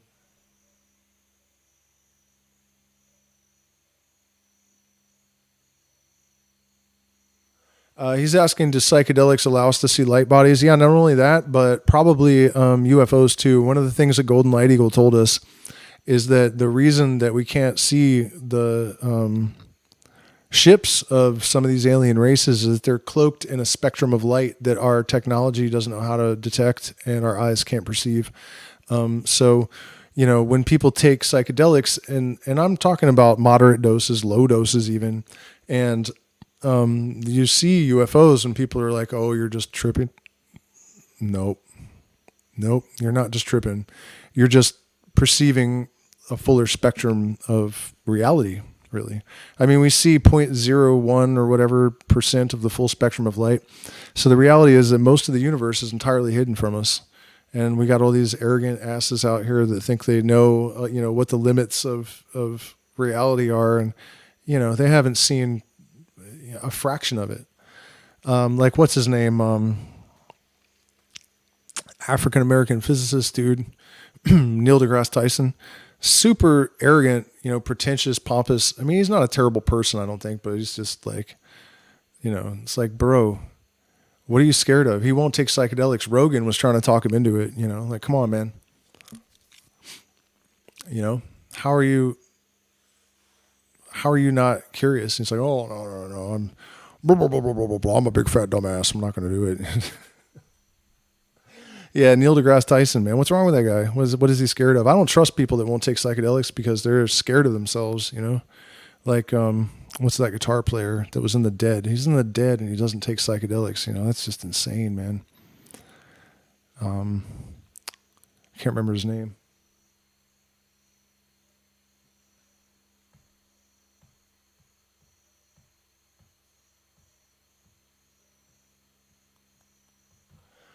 Yeah, I mean, if you guys have any questions or whatever, I changed the settings so my chat is actually reasonably close. Man, look at that, 17-minute average watch time. You guys really been sticking around for this one. Yeah, but I don't want to tell any of the story anymore. But can you remind me where I left off so I can pick it up? I'll just watch the end of the video. But yeah, you guys. Who painted the picture behind you? Some local shaman. There's paintings from shamans all around the walls. By the way, you guys, we're trying to have an event here. So if you're interested in that, pretty informal. This is a small place. So we're going to have a room that holds 4 people that's going to be really cheap. And then there's a large room that can be private for one person that wants to pay the full premium. And it will include a visit to Maestra Juanita, or 2 even. And also, I'm booking for her to do a full 7-day retreat that will include combo Shipibo rape, which is not really rape. It's really mapacho tobacco and a liquid in the nose, but that's what she calls it. Shipibo rape. It's, Shuar use it, Quechua use it. So it's not really, I just don't want to mislead anyone and say, it's a Shipibo rape and it's not a powder that you blow up your nose. It's mapacho tobacco. Combo San Pedro, 4 ayahuasca ceremonies, 7 days. Oh yeah. The ship zipping off. Yeah, I'm hesitant to start a stream in a place that weird, because I'm gonna have to go right into the story about the head of the Hermetic Order of the Golden Dawn calling me. And I put him on speakerphone, so my girlfriend heard it. And he says, contact is imminent. And this is like 3 days after the meeting with Golden Light Eagle. And I get home and close my door, and we see a translucent little 4-foot gray guy with big black eyes go running past the door. And I look at my girlfriend to see what her expression is. And she's like, and she heard the guy on the phone, the head of the secret society saying contact is imminent. And he just hung up. That was it. It was almost like I was in some kind of like psychedelic occult James Bond movie or something, like rabbit hole James Bond. Yeah. And then the house is crackling with like this blue light, like field, like exactly the way it sounds on that Tool album. And my pit bull is like just turned off. As if you ever seen somebody get knocked out, their eyes roll up in their head and they snore. The dog's sitting on the bed and all of a sudden it's just eyes rolled up, falls over snoring. Never did it before, never did it afterwards. And then I discovered that everyone that I ran into the next day, all 5 people that none of them knew each other, had all seen these things. So, like I said, stay tuned for the next episode of Outlaw Life, because it's just... And then you guys, I don't know why I don't talk about this much, but I lived in Northern California in pot country for 10 years. I almost never talk about it. I don't know why. It's not like it was really horrible. I mean, I don't talk about it a lot on this channel, I think, because it's all, there's a lot of darkness and violence, not on my part, but just around me. That's how Northern California was by the time I got there. It's like, if you're going to have anarchy, when everyone's got $100,000 under their bed, it's self-regulation. And that means, Tweaker Tuesday, we were literally petitioning the police to allow us to hunt tweakers on Tuesday, to like give us tweaker tags. Because, 99% of them aren't coming back. It's just that's the statistic. And they get dangerous after a while. They get sexually weird and dangerous, and they steal, and they're not coming back. So people hate them. There's so many of them, and they're just like these monsters, like twitching. I saw a guy in the grocery store one time trying to get a box of cereal off the shelf, and he's like, so much that it took him like 7 minutes to like flop accidentally into the cereal box he was trying to get so he could pull it off the shelf.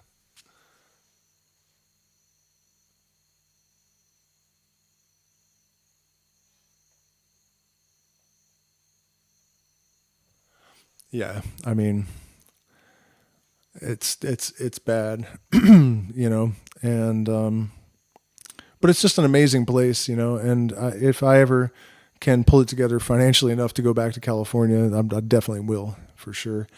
People talk about how much of a mess it is in the cities and stuff, and it's like, well, what are you doing in the city anyways? Like, what? Who cares?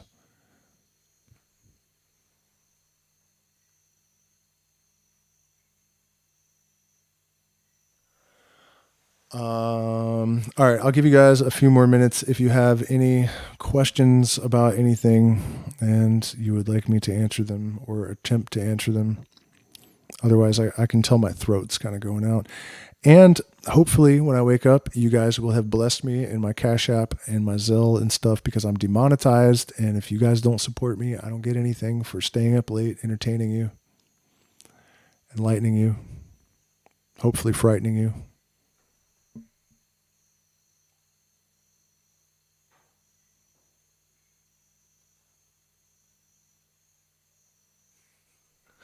The guy says the Hermetic Dawn is an occult. It is an occult organization, and it is hermetic and Kabbalistic and very helpful. Occult is not bad. There's nothing bad about the occult. The word occult just means hidden. That's it.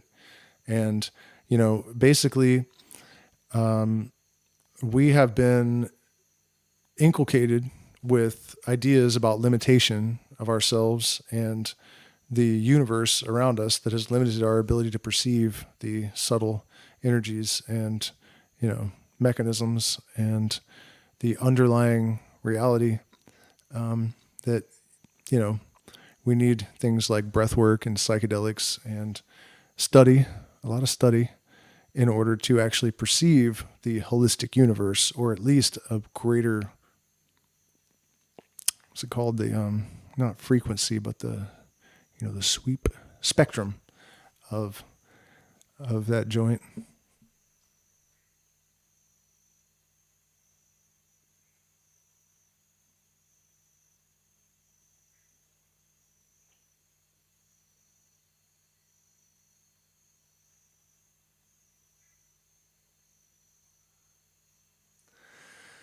Yes, Mr. Veterans of Cannabis. What does that mean anyways? You went to war with a pot plant? I mean, I know that you're a veteran that smokes cannabis, I guess. I'm a vet too. I don't know if I mentioned. Yeah, I did talk about my military history. I had the biggest gun that the military issues, the pig. My job was to use that gun to clear out the forest. It would just mow the trees down so that I could get to the enemy. And then I built bridges, blow them up behind me. But I never really got that far because I just went AWOL from boot camp pretty quick. Why don't you guys hit the like button? There's 25 people and only 27 likes from the entire stream. Come on, meow. Y'all got to do me better than that. Look, one person. Come on, guys. What is it gonna? Are you afraid my stuff's gonna show up in your feed or something? What's going on? Hit the bell notifications too, because it won't do anything. They're not gonna notify you when I go live, probably. Hell yeah, we can stay in contact. Join my Patreon, and then you can book blocks of FaceTime even, and we can have chats, and I can teach you about maintaining flow state and macro, because that's what I do basically for people. It's interesting how I figured this out, because I've been in a very specific state of mind my entire life, where I'm just sort of completely fixated on metaphysics, but I also don't have the inclination to believe things on faith, and I'm very skeptical, and so it's like this weird combination, that I think probably mass adaptation, is that adoption, mass adoption? There you go. Wouldn't hurt people too much, at least in that area, to pick that up. But what I noticed is that I had basically engineered my entire life around flow state triggers, and I didn't know that when I was doing it. But taking risks, focusing your concentration exclusively on one thing for prolonged periods of time. There's a whole bunch of them, like 22 of them, but that's the trick, I think, to maintain a sort of psychological, emotional, and spiritual fluidity, and also to cultivate this dialogue with the universe that enriches your life. And sometimes, quite often actually, allows you to transcend the mundane in ways that are surprising to a remarkable degree. You will experience coincidences of an extraordinary magnitude of improbability, for one thing, and that's fun, And sometimes those coincidences have conceptual continuity and lead to all sorts of extraordinary adventures if you have the wisdom to know when to follow them and when to ignore them. And that is difficult, because we have these things called wish demons that can lead us astray. Unfortunately, too much enthusiasm without sufficient wisdom gets you in a heap of shit.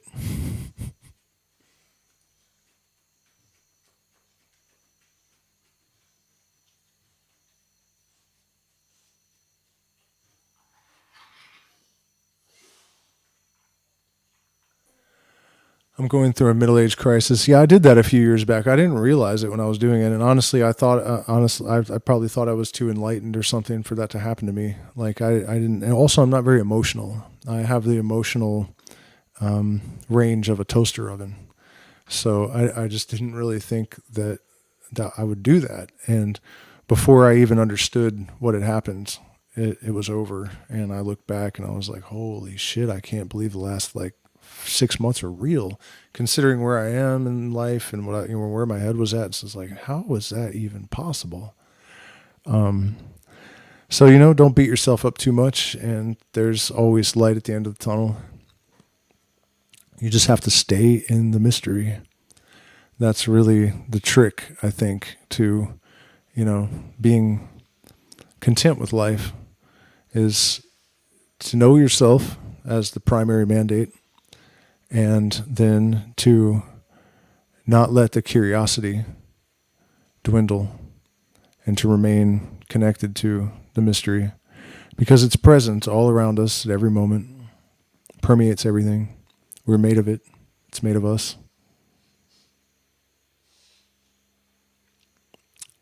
It is weird, to get to be middle-aged and realize you're going to die.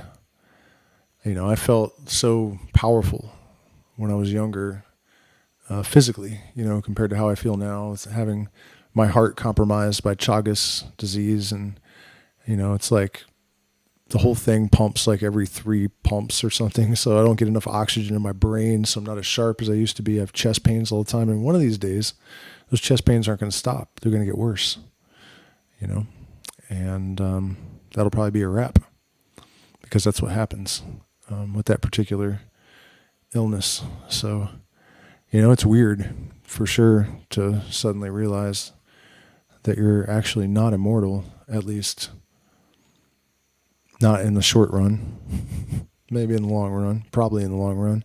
I mean, and that helps too, to think like, look, there's not a mystic worth, you know, his salt, sulfur, mercury, gold, not worth his weight in gold or salt, sulfur, or mercury.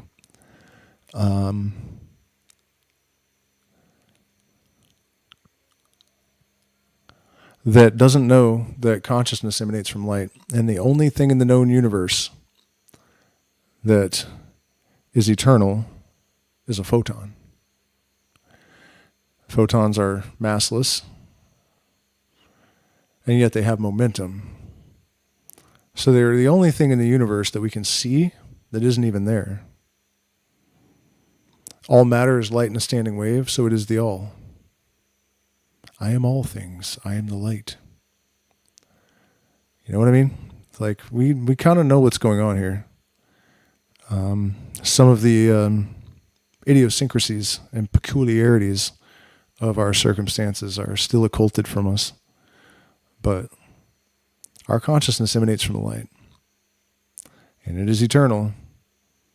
So, good bet that there's at least some basic fundamental awareness that will persist throughout all of eternity.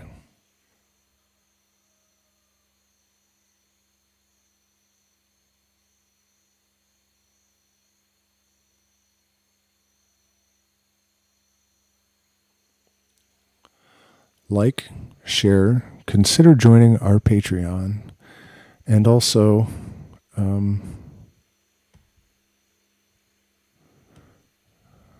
trying to copy this here. Seriously, man, they really screwed me over this last week too. They gave me a strike for absolutely no reason, and then when I went to read the email where it said, here's the offending post. When I clicked on it, it went nowhere. It went to an error screen. And, you know, the weekends are my bread and butter with YouTube. It's when I do my music streams and make money. By the way, we're almost definitely doing a music stream tomorrow, the first one in months. So come check that out. Anyone that stays for more than 45 minutes and doesn't tip is getting blocked from the channel, though, forever. So if you're going to come and hang out, you know, musicians don't play for free. That's not fair. So if you're going to come, you know, be prepared to tip.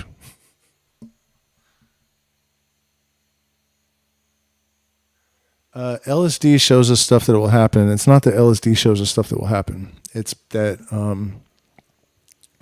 the subconscious mind is constantly mapping patterns, and psychedelics help with pattern recognition because they build a bridge between the conscious and the subconscious mind. And so what happens is those subconscious patterns emerge into the light from the subconscious. And because really in the same way that the Fibonacci sequence has made pretty much everything in the universe, and how does it do it? It goes back and then forward, and then it copies back and it goes forward, just like DNA sequence. Everything in the universe is based on this one fundamental pattern that functions exactly the same way. Replication by means of reflection. And so, you know, someone asked Maynard James Keenan from Tool, for example, how it is that he wrote Fear Inoculum 6 months before COVID hit. And he said, you don't need woo. It's just that the subconscious mind copies patterns and extends them into the future sometimes. And so that's what happens. The filters in your mind are taken down. The bridge, the hemisync is established. The individuation occurs to a greater extent. You are thinking like a holistic being. And so those patterns become visible. And that's what precognition is.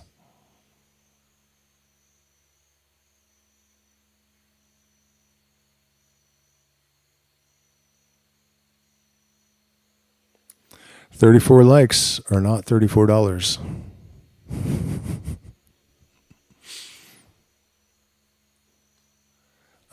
Also, don't forget that I do guitar lessons and also consultations on psychedelic medicine and flow state lifestyle.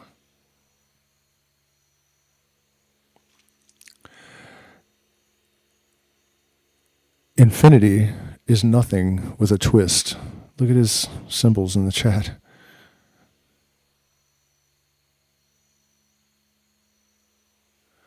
Voila, I'm too dumb to explain right now, she says. It's forgivable. 111 views.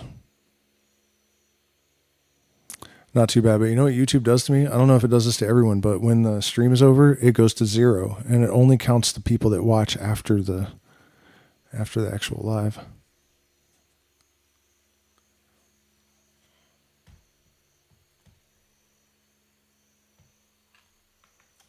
Sweet Alpha Draconian, hook it up, man. They really have messed me up this week. It wasn't just that they did it. It was the timing. We'd put all this energy into our website and spent money, organizing all of these items to put there and all this stuff. And I pushed things a little too far because I was like, well, whatever, I'll just stream a whole bunch and, it'll be fine.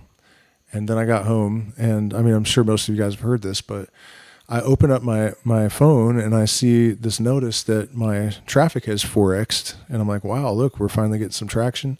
I show my partner, and literally like the minute she looks at it, there's a notice from YouTube that I've gotten a strike without explanation. And they were like 7 days, 90 days, the strike will be there. And then the appeal button, they're like, you can appeal by clicking this button here. It wasn't there.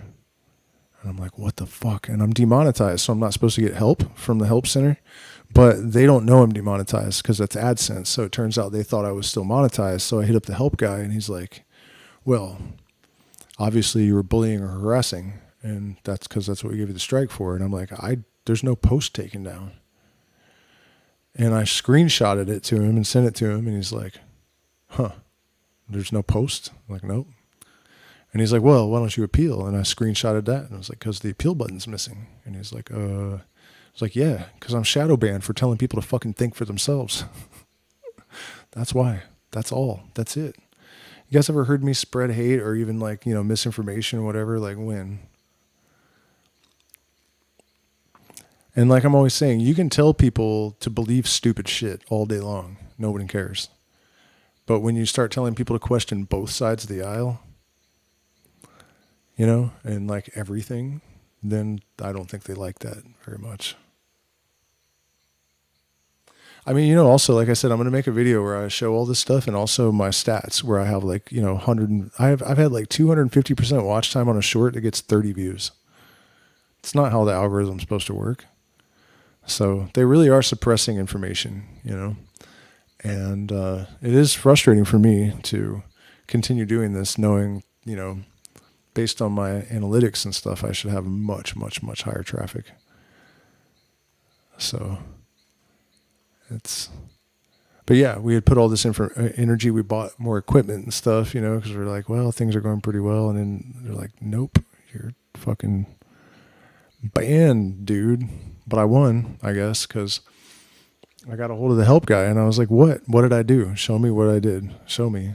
And he's like, there is nothing. And I'm like, well, then what the fuck, man? And he's like, okay, well, I got to get a hold of the bigger bosses. And then like 10 minutes later, he hits me up again. He's like, I'm going to have to escalate this above them now. Because they were like, what the hell? There's nothing there. So he had to send it to like the higher ups. And then like 2 or 3 days later, I just opened up my YouTube and a short I had scheduled posted. And I was like, wait, what? I didn't get an email saying like, yeah, you win. You were right. Nothing. Just, they're like, just put him back on.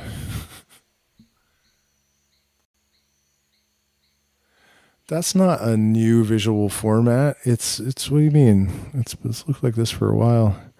I don't know how the lighting should be exactly though. You guys like, let's see.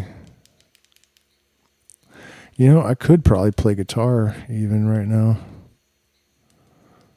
I bet my partner probably wants me to turn the light off though, because there's like holes in the walls everywhere here. So there's like cracks and it's probably irritating her coming through the walls.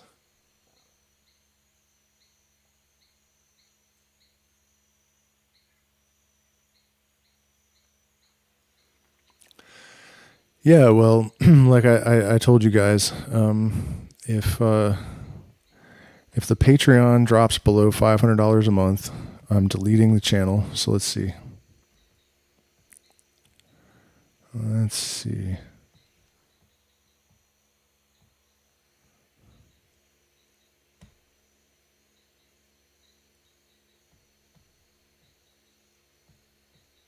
$4.95. Well, it looks like gonna have to delete the entire channel now. So thank you guys for the support up until this moment. But we are $5 below our mandatory minimum to continue creating on YouTube. So when I end the stream, I'm gonna have to delete 4 years worth of content and move on with my life. Maybe just put on a reed skirt and run out in the jungle with the borders. By the way, you guys, you can go to junglenosis.com and we have copy, cielo, yellow copy, yellow ayahuasca,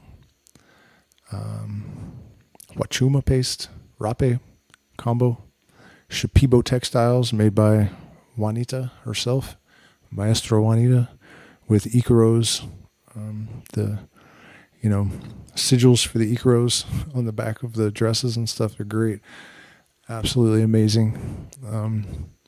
And there are stores getting shut down in the Centro, so they really appreciate. Actually, we just sold our first shirt to Casper, so thank you so much for that if you happen to ever be watching.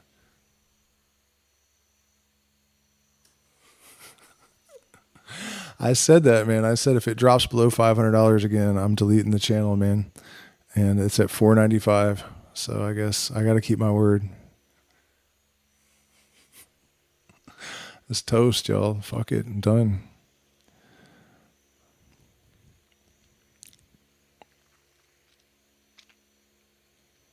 I gave you ample warning. I mean,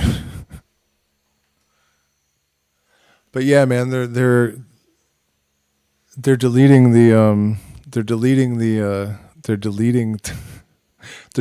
Shipibo market. Man, there's almost 30 people back on this fucking stream again. I guess that's what happens when you stream at 1:30 in the morning. But they're deleting the Shipibo market from downtown. So soon our website will be the only place to buy them, the Shipibo textiles, for a while. And you know what I noticed the other day? There's some people selling the same wall coverings that we were getting. I mean, they're all one of a kind, but we have them for $300. They're selling them for $2,000 on websites, $2,000. So I'm probably going to raise the price a little bit, but you guys could make tons of money buying and reselling this stuff because I'm not marking it up much at all.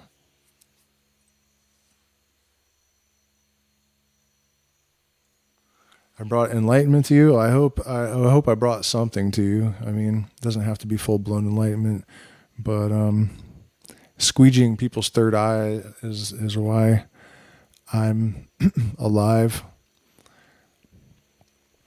It's just, I'm very one-track minded. Yeah, I appreciate that. I mean, I know there's a lot of people out there that I've had some kind of impact on, and it's an amazing feeling. I mean, I get some pretty heartfelt messages from people about how much impact there's been, and it's a really crazy thing to experience. And, I stay in touch with people from our retreats and stuff, and so I see how much they change and how much they benefit and how much they grow over time. And I hear, a year later, still talking to several people, most of them really. I stay in touch with people. Even a lot of my patrons, I've eventually become friends with. We have people that have been there since the first month that the channel was launched. In fact, I think most of our patrons are from the very beginning. We've been at the same dollar amount for like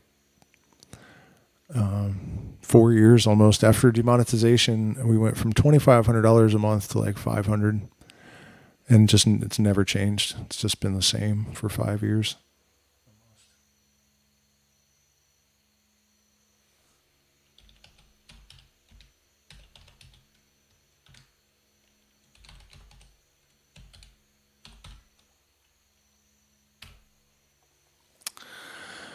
The addresses for PayPal and Zelle and everything were already there, but there it is again. So yeah, you guys that are just dialing out, I guess, fuck you. Get out of here anyways. You smelled weird. I was just about to talk to them and they vanished.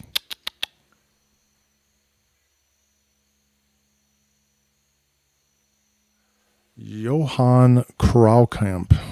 That's got to be like... Is it German?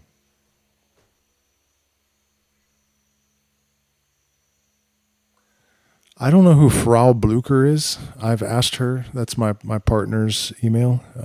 I've asked her where that came from.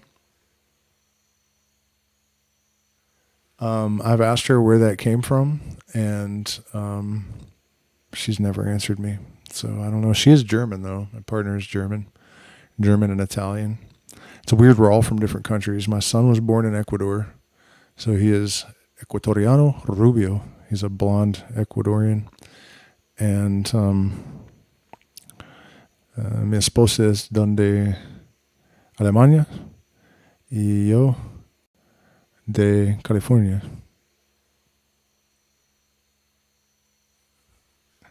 Right on. Did he save the channel? Is that what I got to do? Just like threaten everyone at the end of every stream? Like, fuck around and find out. Look at that. 500 exactly. Oh, man. I thought I was off the hook and no more staying up. Wow. Look at that, actually. There's a decent little bit in there. All right. Well, you guys win. You paid me, so I'm fucking stuck now. Thanks a lot.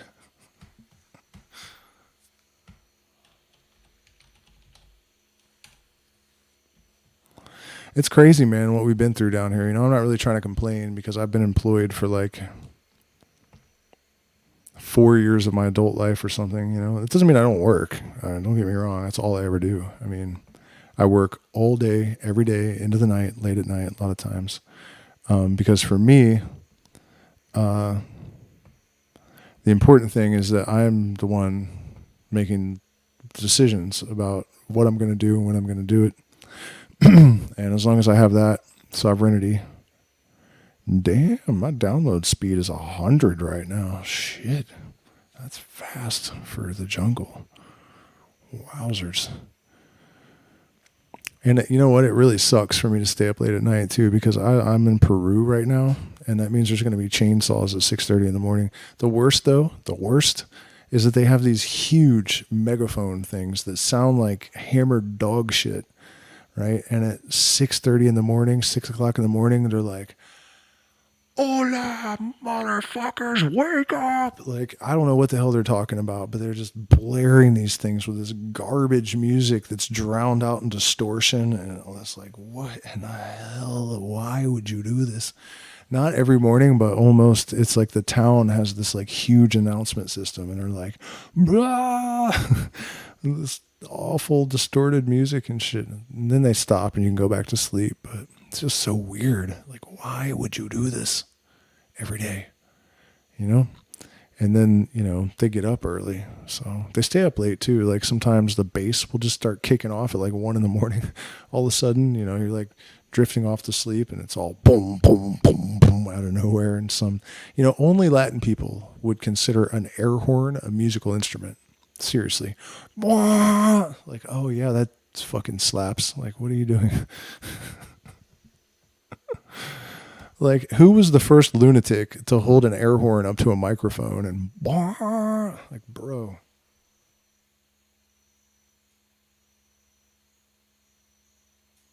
No, we're not building a retreat center here. We just found one. Like, we rented this horrible, like, I mean, it wasn't horrible, but it was like, like plywood nailed together and like no internet, and they had a freezer but no refrigerator, and then the guy had like doubled the rent one day. We came home and he's like, you know what? I think I would like $40 a day or something. And we're like, dude, you get what?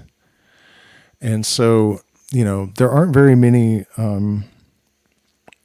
gringo-friendly houses out here in the jungle, with like Wi-Fi and floors and stuff. So, we're just like nothing. And my partner found one place, and we go out there, and there's like here, look.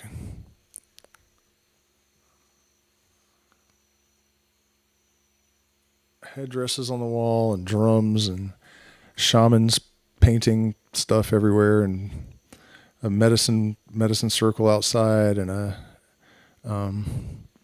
sweat lodge, and we're like, really? This the one place to rent, and it's exactly a little retreat center? Seems like serendipity to me. So yeah, you guys, if you want to come and stay and learn all sorts of stuff. And also there's a amazing, you guys want to watch some home videos real quick? It's a little bit embarrassing because I was acting like a 10-year-old stoner. Here, check this out. Oh wait, I need to rearrange the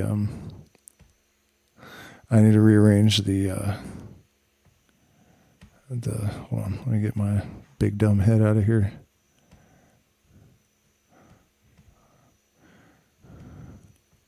And then screen capture, and then blunk.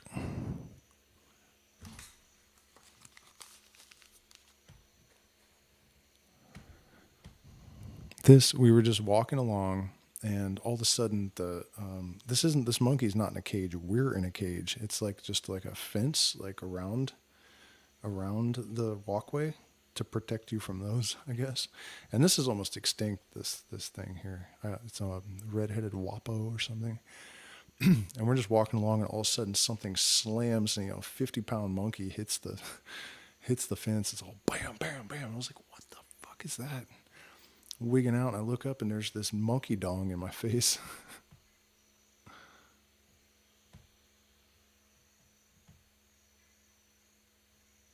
Why is there no sound, though? Oh, I know why. Hold on. You gotta have the sound for this. I know why I did that. Because it was doubling my talking, which it's not supposed to. I don't know, something's wrong. Let's see if I can fix it real quick.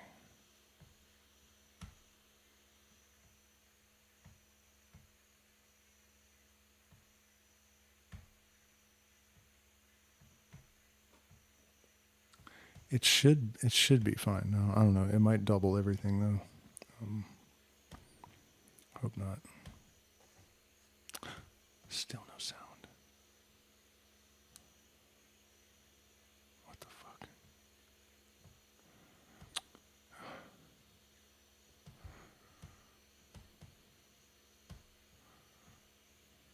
Oh, that's why. All right. Now you can listen to me being a jackass. Yeah, it is. Look at it. Look at that monkey dong, dude. Wow. Are you serious right now, dude? Holy crap, man. There we go. Yeah, it is. Look at it.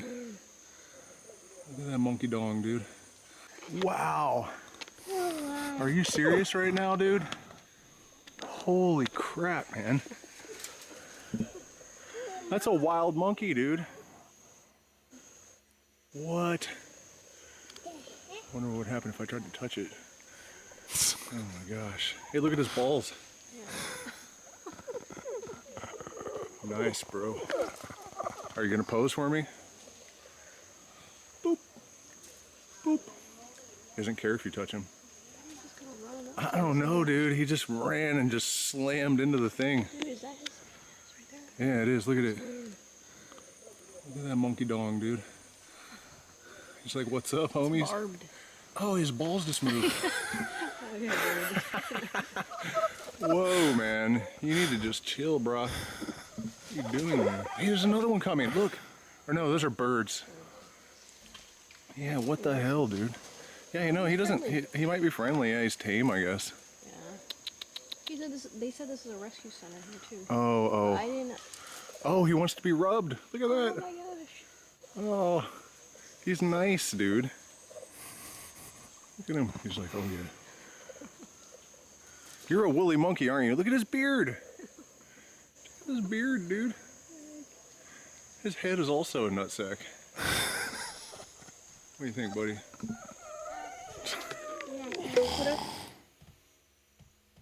Alright. Enough of that.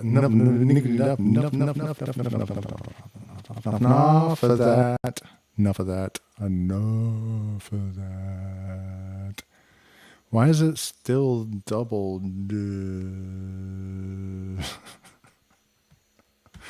What's going on?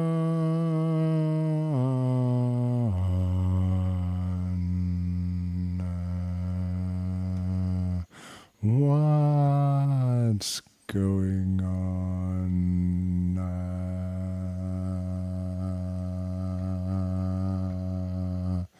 What? What the fuck? Why? I don't understand. I can't turn it off. Why is it doing this? Why? I don't know. I honestly don't. I can't turn it off. I've ruined it. I've ruined it. What the fuck happened? Yep, well, I guess that's the end of the stream because maybe is it my monitor only? No, it's definitely echoing. I don't know. Do you guys hear echo or is it just me hearing the echo or do you guys also hear that? It's not echoing for you? What the fuck? Oh my gosh. So why is it, why, man, that's, Jesus. All right, well, that's going to mess me up tomorrow with the music. This person knew what kind of monkey that was. It liked me. Like, I don't know why, but check this out. Like, it chased me around for like the rest of the, where's it? Oh, I guess I don't know where those videos are. Actually, let me see.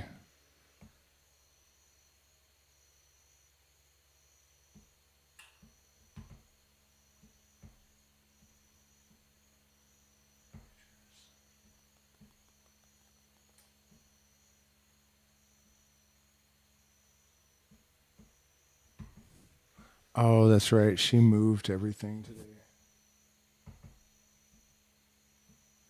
Yeah. Oh, well. You guys will have to wait for me to put them out.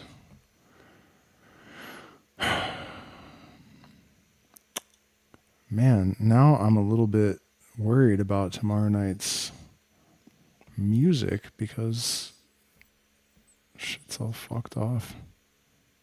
Wait a minute. Oh, here we go. There we go.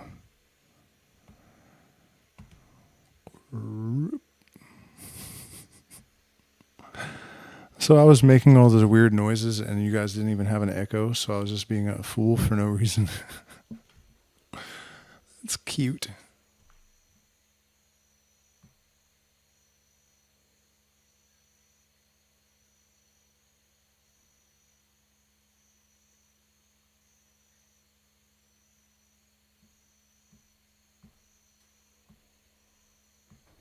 All right, guys, for real, it's late as fuck, and the Peruvians next door are gonna fire up chainsaws at 6 a.m, and then I'm gonna be pissed. So I'm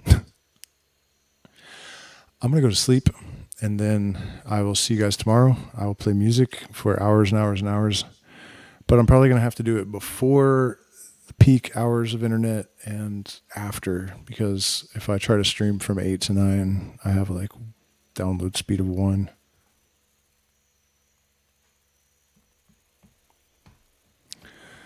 Nope. You either sent the PayPal to the wrong address or you just didn't send it because there's nothing there. Liar.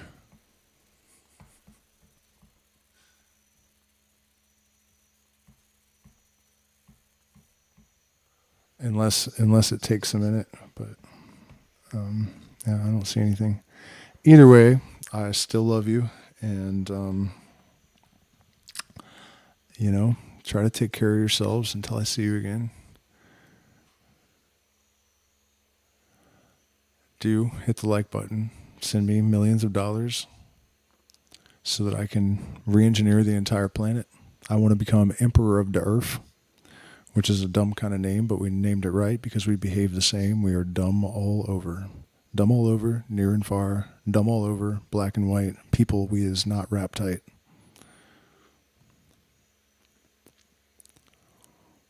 Nerds on the left, nerds on the right. Tell the story. Try to make it sound real gory about what to do when the geeks over there don't believe in the book that we got over here. Can't use their book. It's all lies. Got to use mine. But their book says, revenge the crusades with whips and chains and hand grenades. So verily we must choppeth them up and stompeth them down, or rent a nice French bomb to poof them out of existence, leaving their real estate right where we need it, in order to build more temples in which to praise our God, because he can get down to business, can't he? Let's get serious, folks. He wrote this book here, didn't he? And in the book it says that he made us to be just like him. So if we're dumb, then God is dumb. And maybe even a little ugly on the side. Good night.